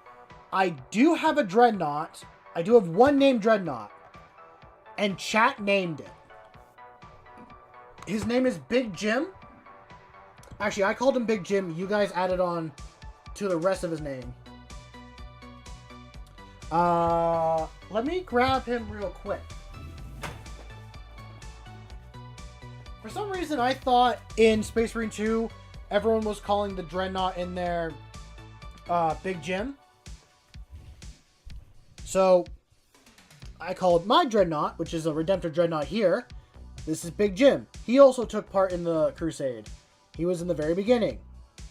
Ooh, I need a touch of his knee. His knee is missing some orange. That's not good. But his full name is Jimothy Big Backton. And he is my favorite Dreadnought. I do have another one I run. But yeah. I do need to work on my chapter symbol. At some point, I need to actually sit down, draw my chapter symbol, put it on my Marines, all that stuff. So, but yeah, so that is the summarized lore. They do keep on paying their tithe, even when the Warp Storm stuff happens. And they do so is because they're hit with Warp Storm so frequently, in quotes frequently, Space Hulks are more common to appear here. So when those happen, the chapter goes out, goes on these Space Hulks, takes them, and they start to dismantle them, and then they bring back the supplies for the Imperium. So that when they do finally come back, they're like, oh, you owe us like 200 years of back taxes. They're like, cool, here's 200 years. And we have extra. Because the warp is finicky. The warp is weird. It's also a good way to like train their recruits. Oh, to distinguish from each company, on every Space Marine's leg, it's going to be, besides first company, they're going to get 2 orange lines from, and they'll either be second or 10th company. So if you're second, you get 2 lines all the way down to 10. 10 will be kind of hard. It'll be like 5 and 5 on each side. Sergeants. Do I have one on hand? I don't. I will pull up. I have a sheet. I have a sheet. Let me pull it up.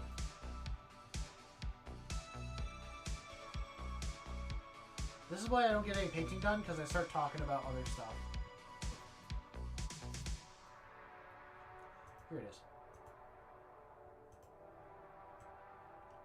I'm not gonna mess with it because it's too big currently.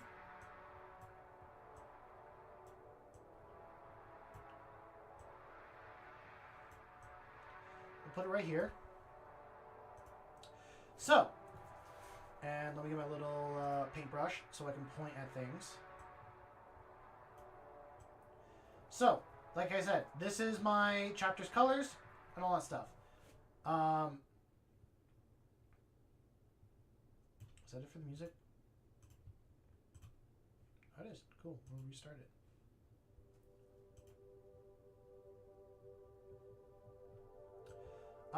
If they're a sergeant, they get an orange line over their. What was that? That's the right side. Over on the left, right side. In order to become a sergeant, you have to defeat a worthy foe and physically get a scar over your head like that,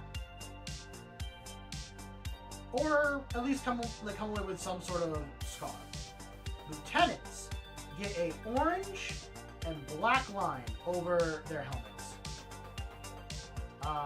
And again, they have to do the same thing they did as a sergeant in order to become a lieutenant. But again, they have to like lead the squad, show they're worthy of doing it, and be able to take a foe down together as a squad. And then the sergeant is like, and then their commander's like, Sergeant, you led your squad really well. You did so well. And then captains, they get 2 orange lines, or it could be 2 black lines. Really, at the end of the day, I'm basing this off of like the Pokemon Swampert, and I don't mind saying that. Yes, Ando, you have to listen to it again. This is the 100th time you've heard it. We always get new people, and people are asking. Well, people ask. So, that is my TED Talk from my chapter.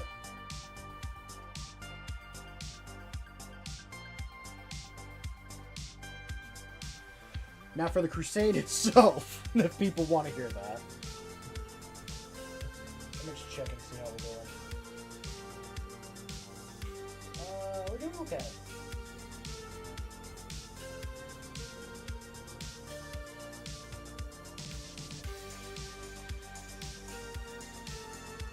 I know that was very long-winded. I can certainly be quiet for a bit and let you guys do your thing. TED Talk, LOL. Yeah. But if people do want to hear about the little crusade I got going on, I know I'm always down to talk about it, but I did just rant about my Space Marines for probably longer than people want to hear for. But I appreciate all y'all listening. Okay. I appreciate that because I'm happy. I've been writing the lore for this. So, the basic story is they're on this random backwaters planet. A certain hive city has gone dark. So, the governor of this planet has reached out for help. They'd be like, hey, why did this hive city go dark? Can someone please find out? And lucky me, I am the only Imperial player in this crusade. So we went to go investigate this hive city and why it has gone quiet. The other factions that have taken part are the Tyranids, the Tau and the Voten. The Voten are there for Voten reasons, whether that be finding stuff deep in the Hive City or whatnot. Tau are there doing their trade stuff, trying to make deals and expand their sphere of influence. The Tyranids are there just to take out this Hive City first before they invade the rest of the planet and just collect some biomass. So, so far with the story, the Voten and Tau are not on speaking terms. They met together to talk about stuff, but someone shot first. They don't know which side shot first, but there were shots, and then they just started shooting each other. The Voten came away with a win on that one, and the Tau ran with their face bloody and all that stuff. I left it kind of vague to be like, was it Voten, was it Tau, or was it a mysterious third party that happened to shoot them and made them start fighting each other? It could be Alpha Legion, could be Inquisitors, it also could have been the Tyranids. We don't know. So, and keep in mind, this very first game was us playing with Combat Patrol, so it was very small. All future games up until this point have been, we switched from combat to 500 points because the Combat Patrols are just so just bad, depending on who you play against and how it goes. Because, like, your army can't do everything they can do in Combat Patrol.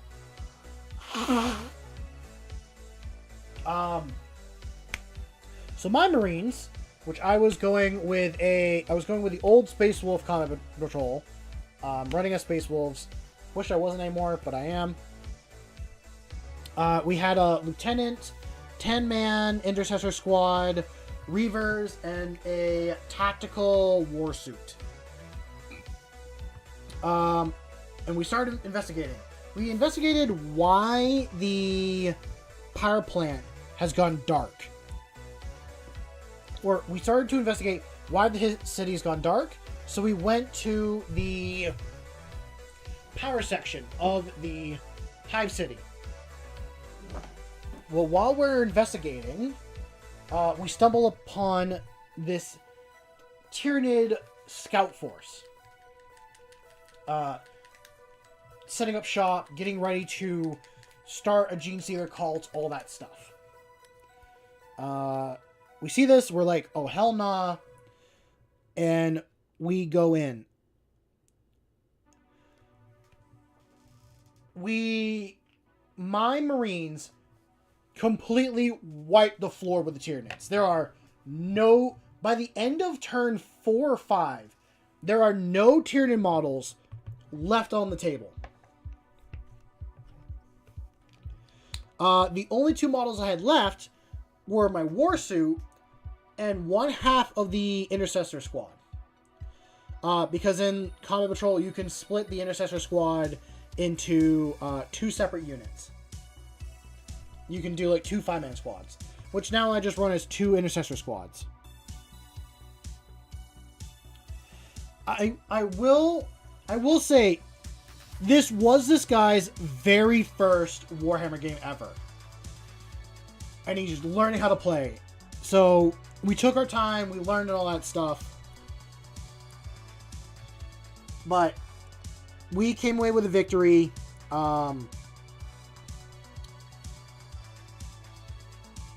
And Lieutenant Hannibal reported back to the governors of the planet to be like, hey, we got Tyranids. Tyranids are here.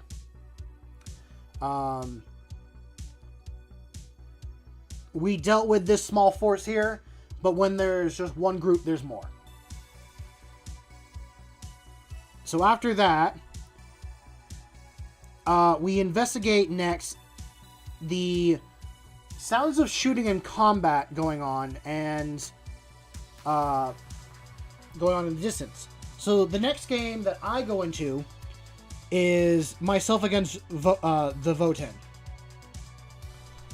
And that was... I got completely wiped on that one. That was a very hard fight. And I did not come out with a win on that.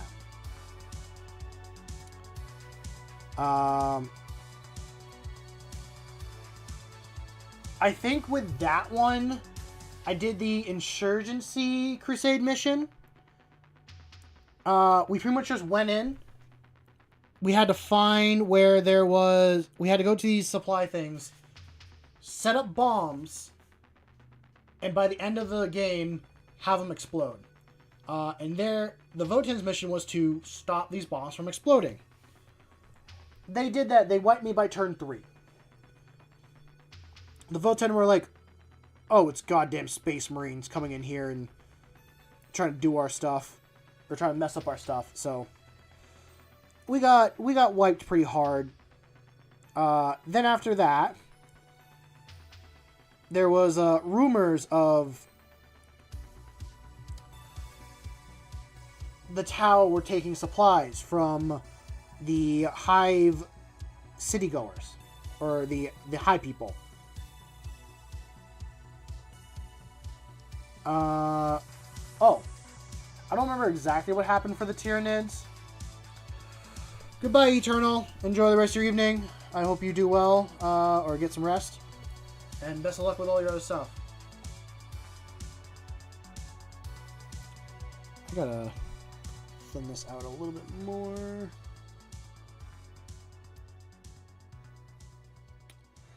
But the Tau wipe out the Tyranids, and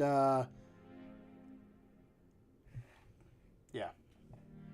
And then going into the next game, Tyranids lose against the Votan. That we both...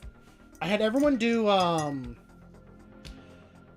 We're doing the Tyrannic War. The one we did is if you sit on an objective by the end of your turn, your unit picks it up and you can take it with you, but you can only move 6 inches at a time. So that was... That's what I did. But the Votan again wiped out the Tyranids. I think the Tyranids could have won if they pretty much just played the chicken game the whole time. They get on an objective and they just run around the entire game trying to, like, not get shot at. But it's tough. My game, I deploy first and I go first. And I go in with a, at this point, I have a full 1,000-point list, but I'm using some units that I need to level up and all that stuff. So, I go in with a Eliminator squad, a Scout squad, Reavers, 5-man Intercessor squad with a Lieutenant, and the Tactical Warsuit. My game plan for this is to infiltrate onto as many objectives as possible, and then literally hold them for as long as I possibly can.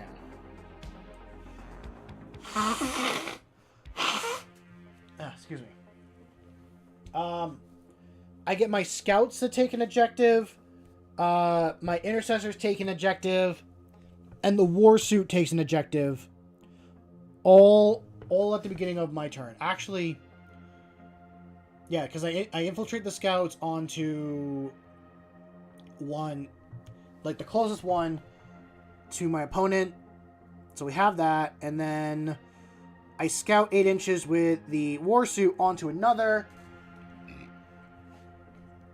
So then at this point it's like, cool, I just got to make sure I at least survive.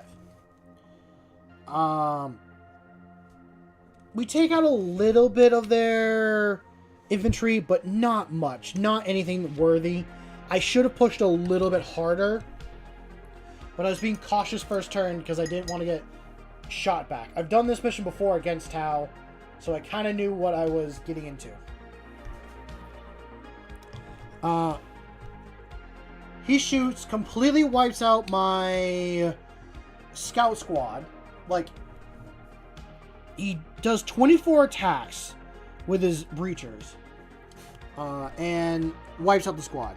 Luckily enough, I put it... when a unit dies and they're carrying the ejecta marker, they got to put it 1 inch near them. So I put it as close to my next unit as possible, and plan on at some point just jumping on that. I don't need to jump on it right now. It's fine. This is working out where I want to. He didn't realize that you can't deep strike a unit on your first turn. So he tries to bring in his guys first turn to help him with Tausu ones. I'm like, you can't do that. But that is true. I need to worry about those. On turn 2, you can do that. So we play through. He does some wounds to my warsuit, but not anything too significant. I think he drops it to 8 wounds.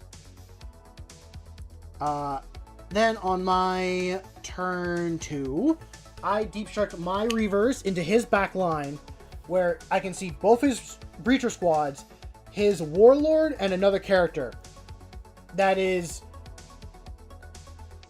way too scary. A lot of shooting in the shooting phase. So,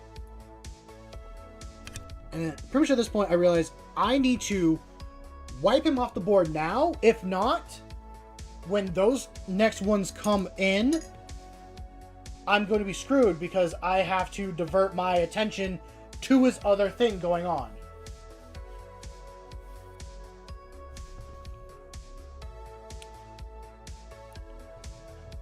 I get close. I shoot one unit he has, and there's 4, and then I go in and I tank shock with the warsuit, killing 3 models there. I then get into melee and I kill, I think, another 2, leaving the squad at I think it's 2 models left. He had a 10-man squad and he became a 2-man squad by the end. Intercessors drop a bunch of breachers that are being led by the Eternal.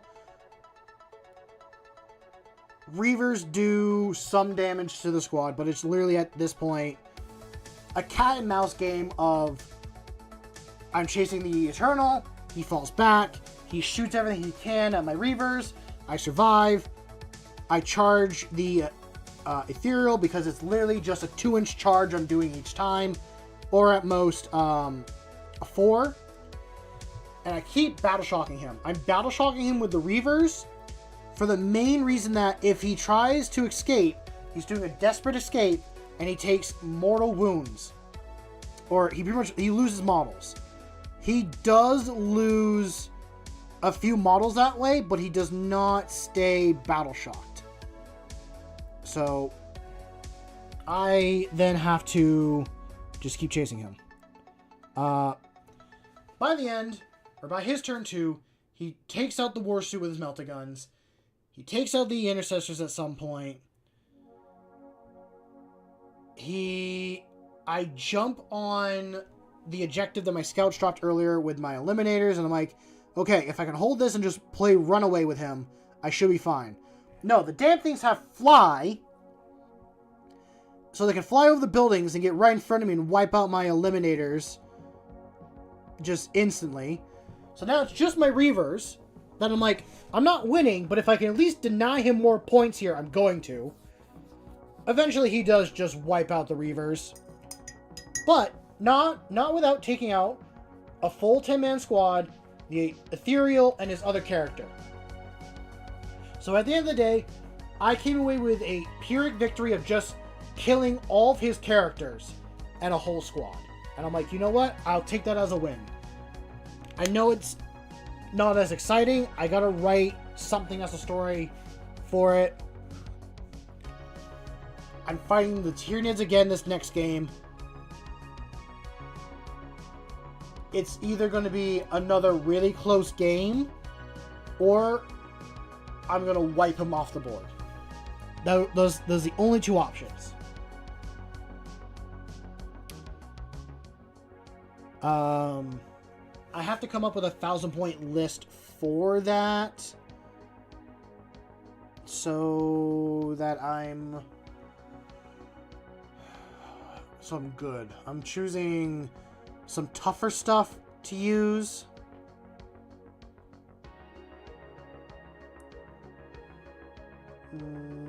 Yeah, because I'm bringing in the Outriders. I'm bringing in the. I think I have the ATV.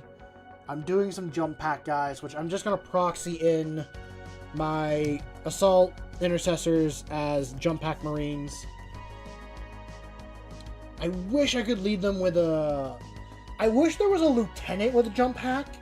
That would be really nice. But that would probably be really broken because the lieutenant, besides giving the lethal hits, gives a fallback and charge ability. It's like, cool. You can fall back, shoot, and still charge. And with the jump pack guys doing mortal wounds, it's just not fair. Because I think everyone would just be taking it then. Everyone would be taking it at that point then. And it's not fair for that being a big meta thing, but I wish it was a thing.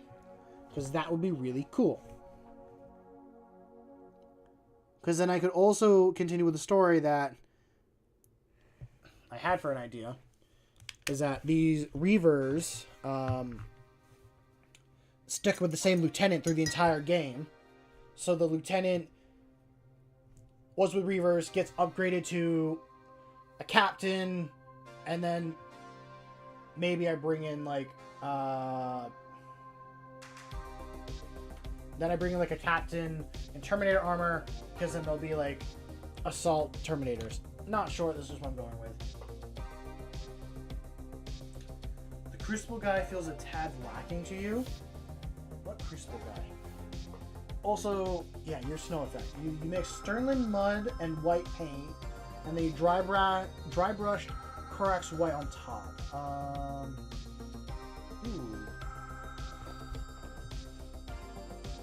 Cold take, Dino Nuggets are the most manly food.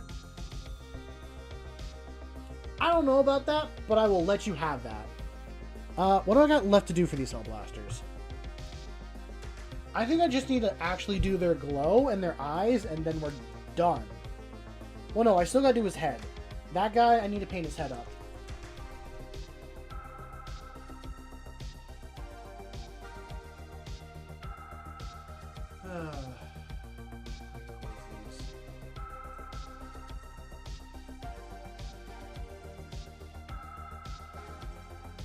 I know it wasn't the most entertaining story I had, but that's what I've been going with so far.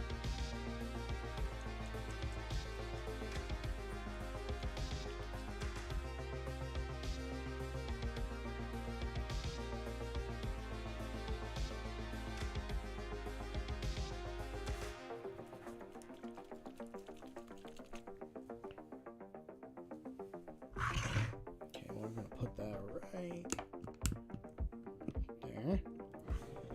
I wish this blue was a little bit darker. Or at least it, like...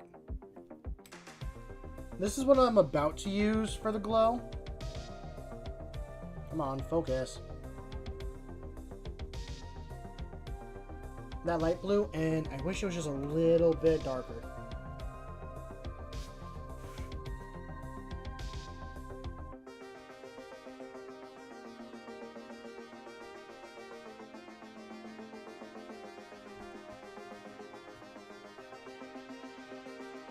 A squad sprayer? What's a squad sprayer?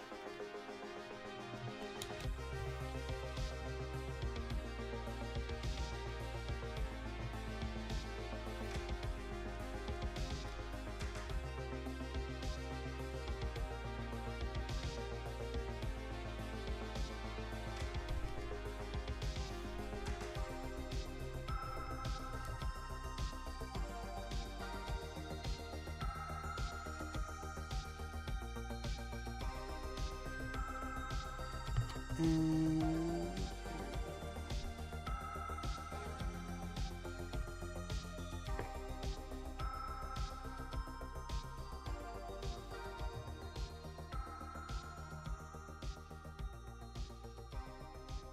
I wonder if anyone actually uses contrast paint as a paint for the Marines. Because I'm using Plylar Glacier. And it's so thin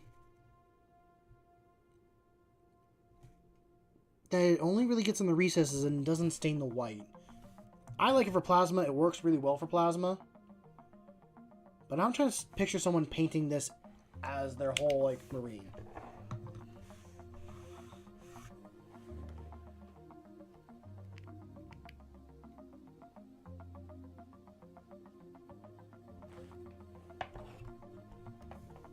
Squad sprayer is just censored. Good to know now. Thank you, Ando, for your wise words of wisdom.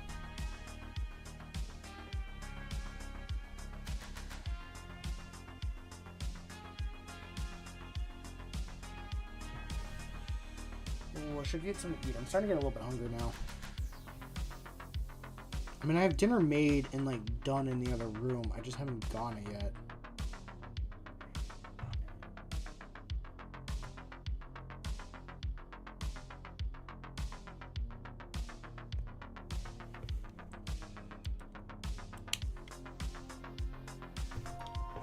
Huh. Okay, I will take your word for it.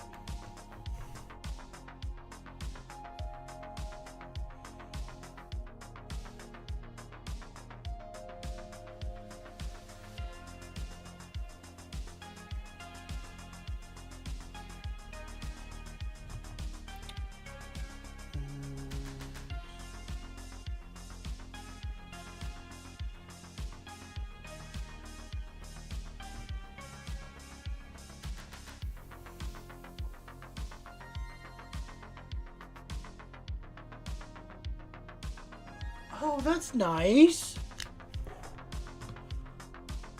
That sounds really handy. I was picturing it more like a airbrush, just like a different name for an airbrush. Like, oh, I got like the Squad Sprayer brand airbrush.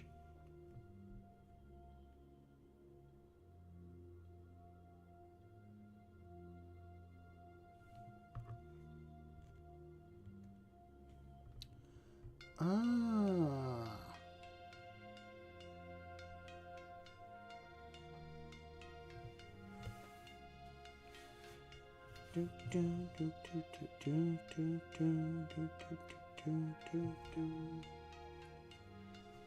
Ooh.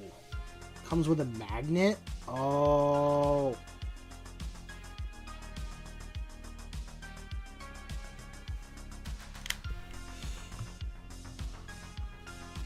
You know what else has magnets? Actually, I can't remember the name of the brand, but play that Paul is bad at everything ad and magnets and everything. Just magnets everywhere.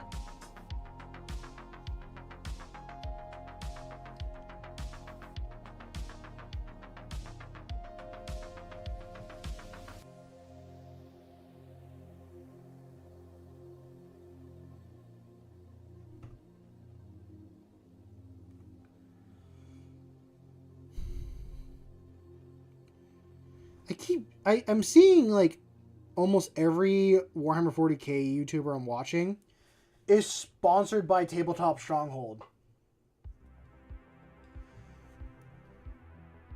I will say I don't know if I'll ever get one of those because I have a carrying case. It works good. The only issue I'm having with it is the little like peg that fits into the door. Like, it's supposed to fit into the door up here. It pops out sometimes so my door can come off.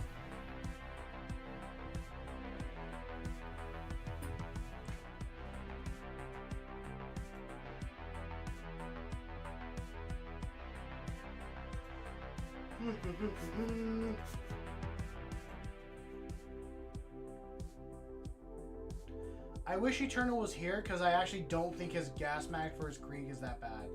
That actually looks... I actually like the way that looks.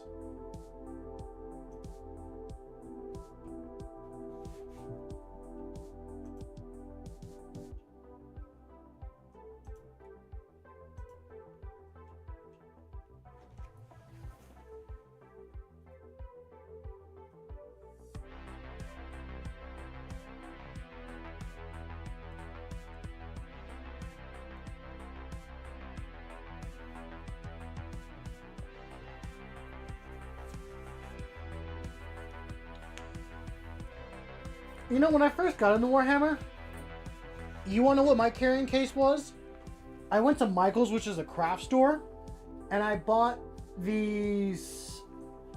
They're like multicolored boxes. They're just tall enough to fit a Space Marine in, but you can't have anything sticking up too high or it will get crushed. But because I was only ever bringing infantry and maybe a tank.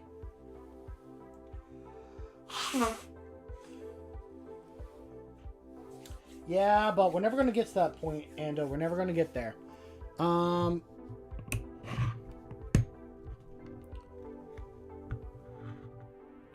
Screw the 1,000 goal? No, we're not going to screw the 1,000 goal. The 1,000 goal is the only thing I'm working toward.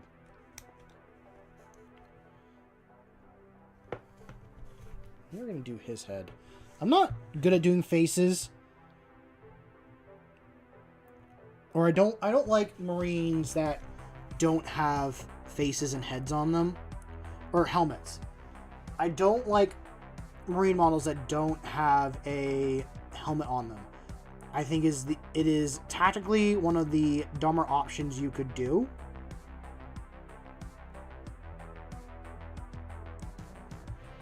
But if you can paint heads and they can look good, they look good. I understand why people do it. I look at it more logically and tactically, and I'm like, that doesn't make... Why? Why do that? But people do odd things all the time.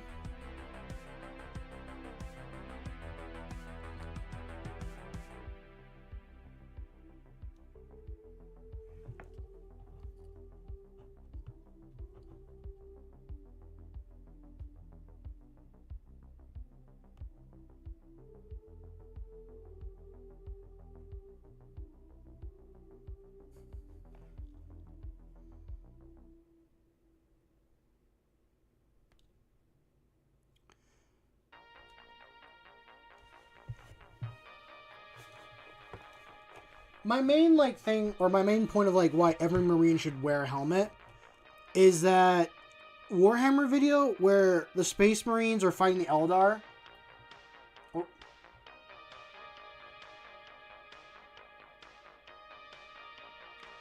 Me personally? No. No, I don't. I used to, but I don't interact with them and they just stopped. They just stopped.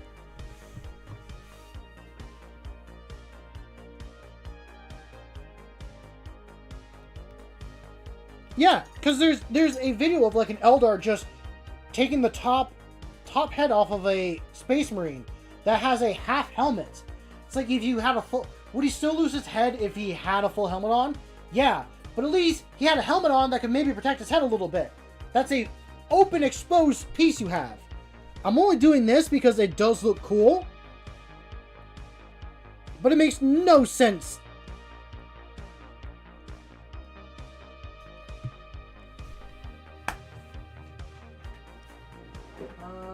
Now I need some... Actually, why don't I mix my white and leather together and make a lighter skin color?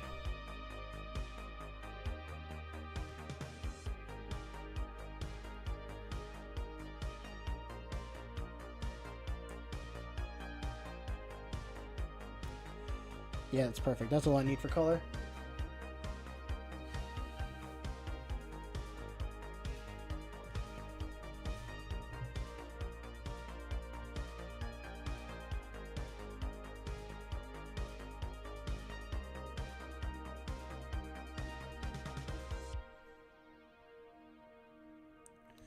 No, I do understand, like, modern helmets are not as good.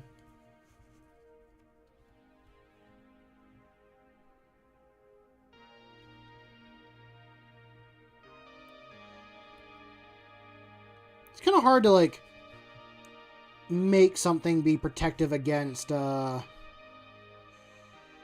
flying metal point at your face. Ooh, I actually am liking how this head's turning out. And the reason why I'm saying that is because I'm actually thinning my paint. Oh.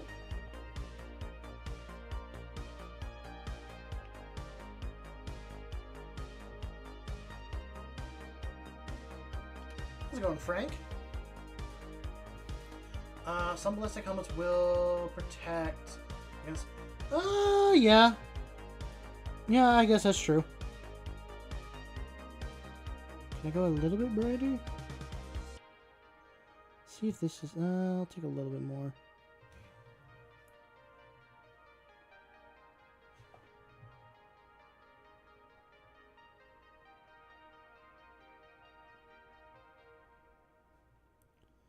Okay, we're going to take this last little color.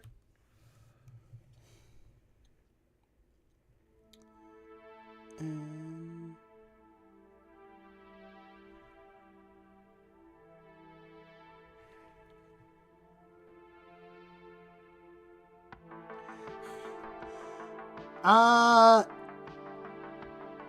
yeah, now he's got 50% plot armor. That is true. Which, you know what? I do kind of like this head. I can understand it. I'm not gonna do the whole eye thing because that is so much.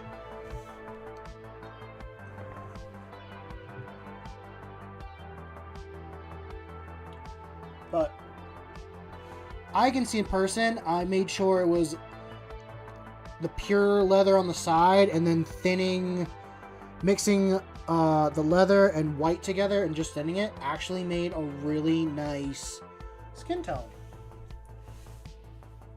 I mean, some people can paint eyes. Like, in some models where you can see the eyes, holy crap, are they good.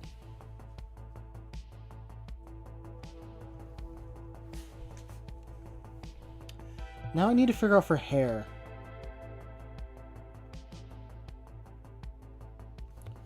Oh yeah, I do have some black here still. Take a little bit of black. And I'll take this brown. And mix the two together.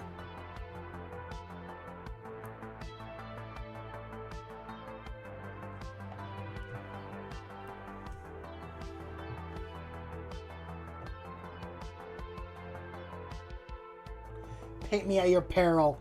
Very true.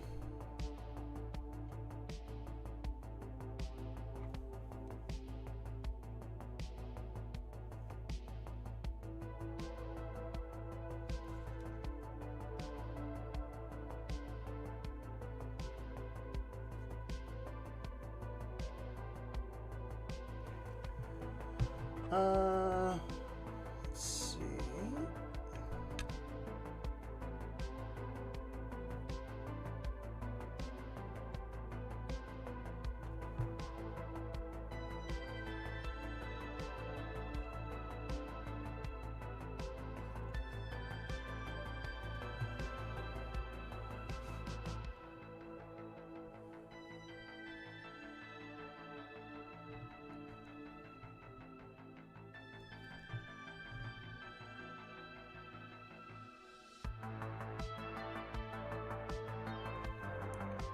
And it's kind of a blackish brown hair color.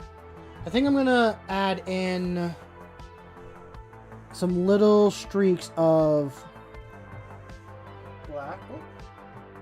No, I didn't read your message. Why'd you delete it? I was just about to read it.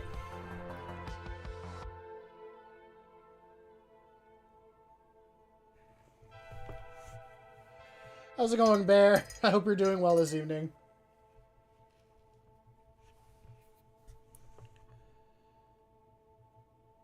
I always try to read messages before you guys delete them. That way I know what you said. My cat got on the roof. Just had to get her down. Oh, boy. Well, that's never fun. Trying to get an animal down off of a place they don't want to get down off of.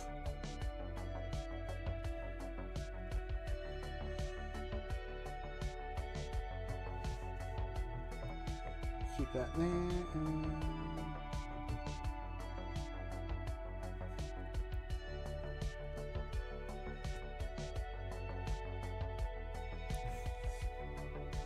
Well, he's fully done.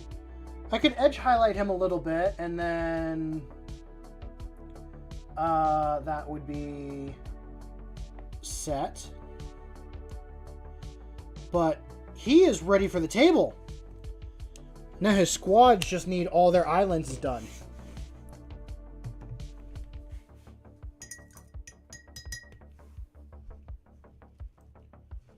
Damn, it's gonna be nice to have all 10 of these guys painted.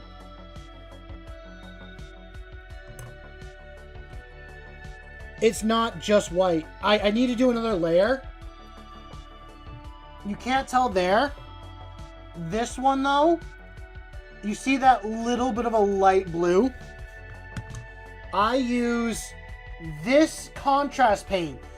This is the most watery, thin down contrast paint I have ever seen. And it is what I use for plasma. The coils, the high parts stay white.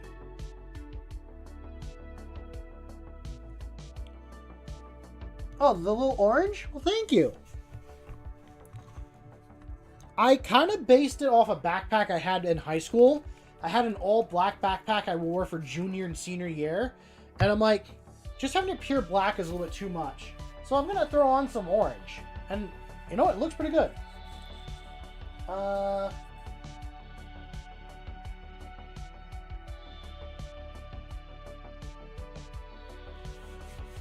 That's fine by me. He's got a pistol. And I know, I think John Wick uses a pistol. Like a... Not revolver. He uses the, like...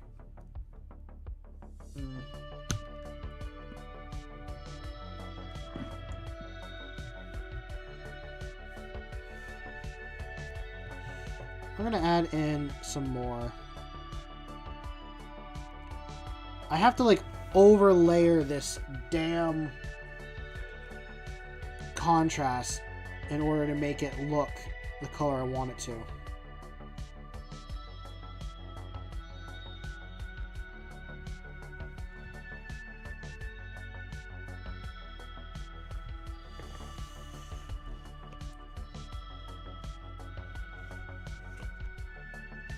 Okay, this guy. And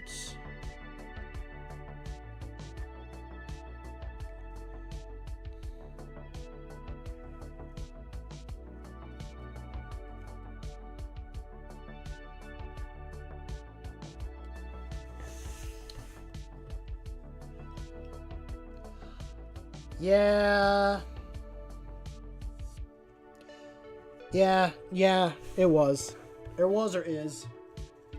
There's just a bunch of gung fu.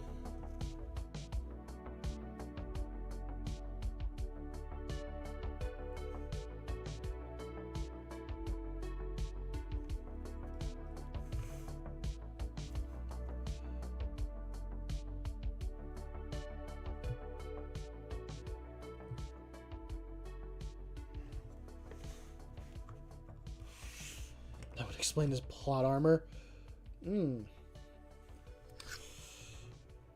That's a lot of... Yeah, he had a lot of plot armor. That was a good set of movies.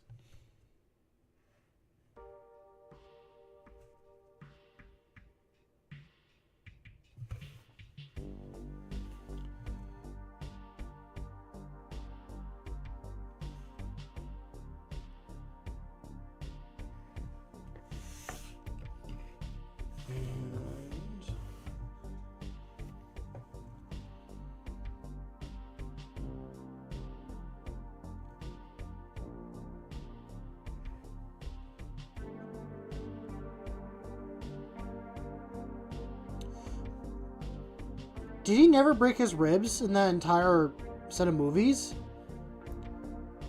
I know he took a lot of hits to the rib. Well, to the chest area.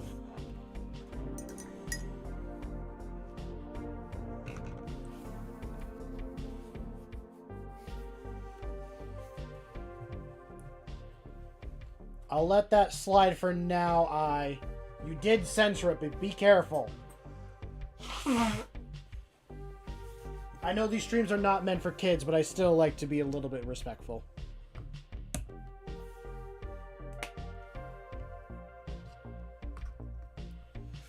I can't say much, though. I have talked about taking drugs on this stream, so...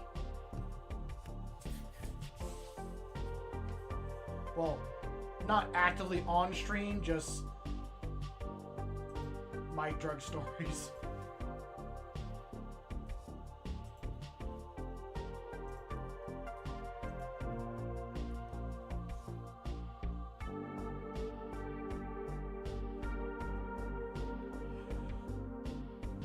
No, Sweetie, you're making me hungry.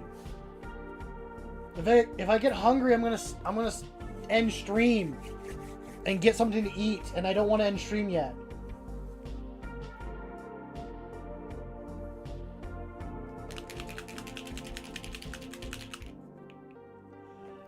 You're good. Hey, you censored it? You were at least thinking and you censored it. That's better than some people.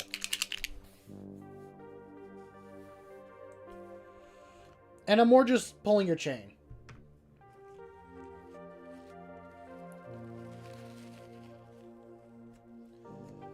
I know I'm close to being done. Literally, I just have the eye lenses and then I'm calling these guys done. And I could end stream there, or I can start another project.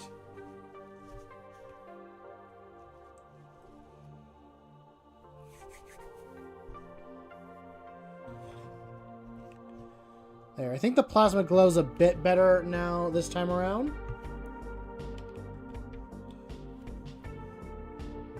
I want to know how many hours I've spent just painting these guys up.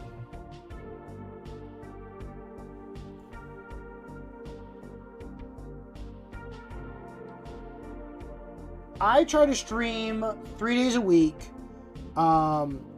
starting from 7 p.m. Eastern Standard Time to about 10 o'clock Eastern Standard Time. It's not going to be the brightest eye glow, but that will work. No, I'm not going to do a Warlord Titan. I don't have the money to do that. Nor do I have the model. Yeah, I try to do 3 times a week. I mentally have a schedule in my head. I never post one. I need to, though. What I have in my head is Tuesday, I do this. Thursday, I paint again. Or, no, it's probably going to be another paint one. Because tonight, I think I really need to make a thumbnail for the community stream. And either Friday or Saturday, I'm going to do a community day stream. And I'm going to play Battle Golf with stream. The only reason why I say Friday or Saturday is because I got some friends that want to game. And we either do Fridays or Saturdays because one is... You have a gut feeling when I stream? Well, I don't want to be... how do I want to word that?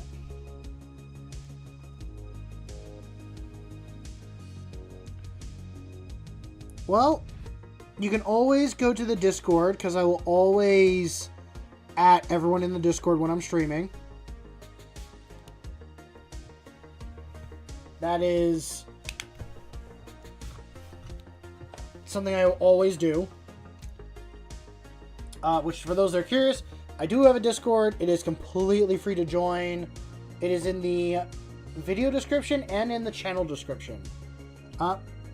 You can go there, share your Warhammer minis, or whatever hobby you're into. Sorry, I had to think on how I wanted to word this. Because I know I do Warhammer on here. I want to do other things in Warhammer eventually. I'd like to do... I'd like to do some blacksmithing again eventually. I should do some cosplay stuff again. I just haven't been motivated to do that. My whole brain has been just wired for Warhammer. Maybe I should say screw it and just say I am a full Warhammer channel. But I like to deep down think I can do some other stuff.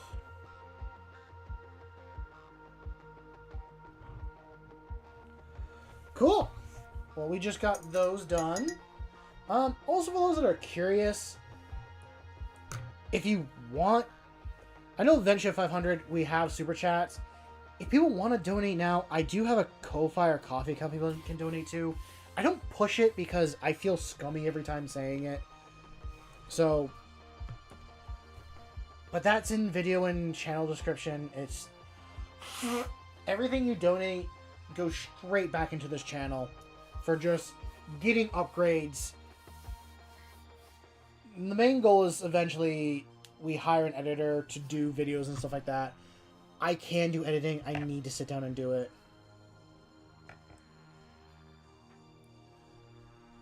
Whatever hobby, careful.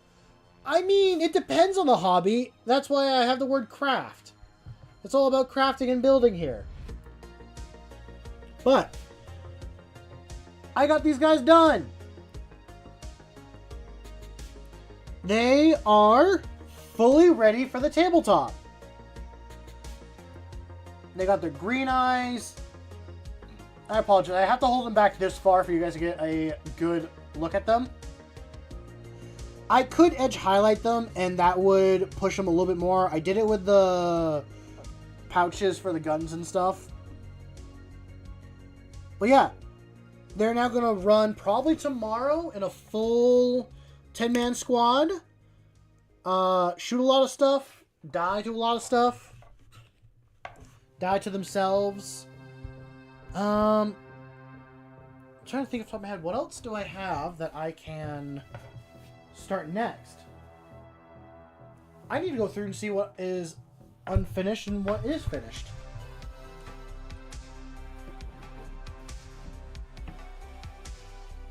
And there goes the door. I could touch up the scouts. The scouts are meh.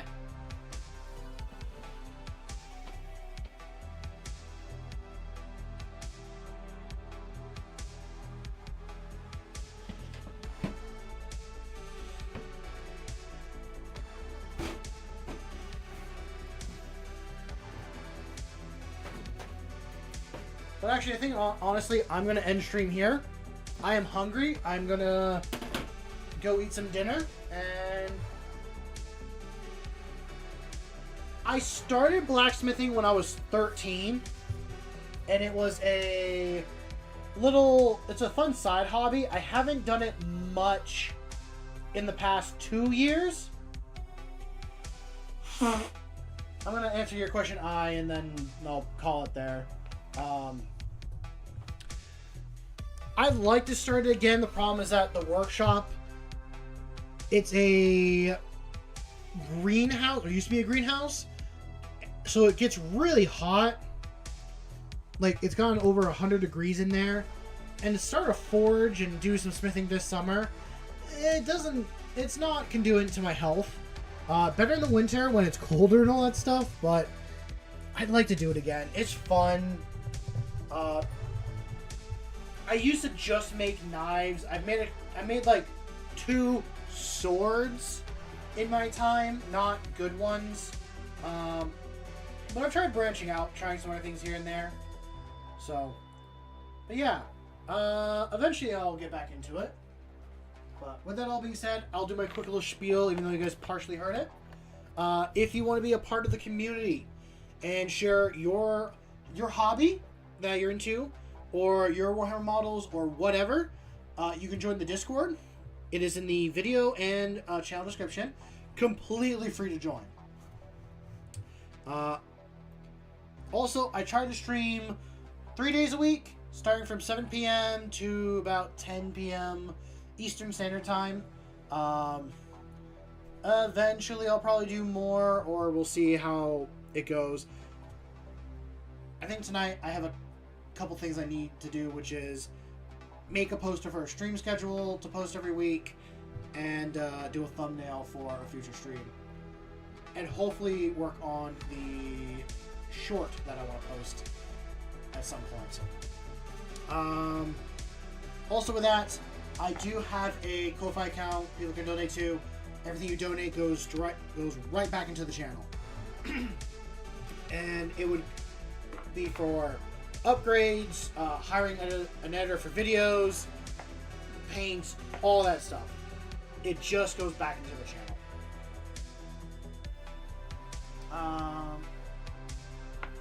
But with that all being said, you don't have to do any of that.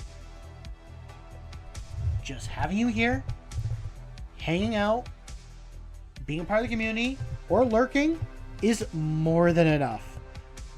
I get on here to be a silly little goober. Sometimes I tell a story, sometimes I don't. Sometimes I finish a model, sometimes I don't. And this is just more for a progress thing for me, to see how well I've improved in painting over time.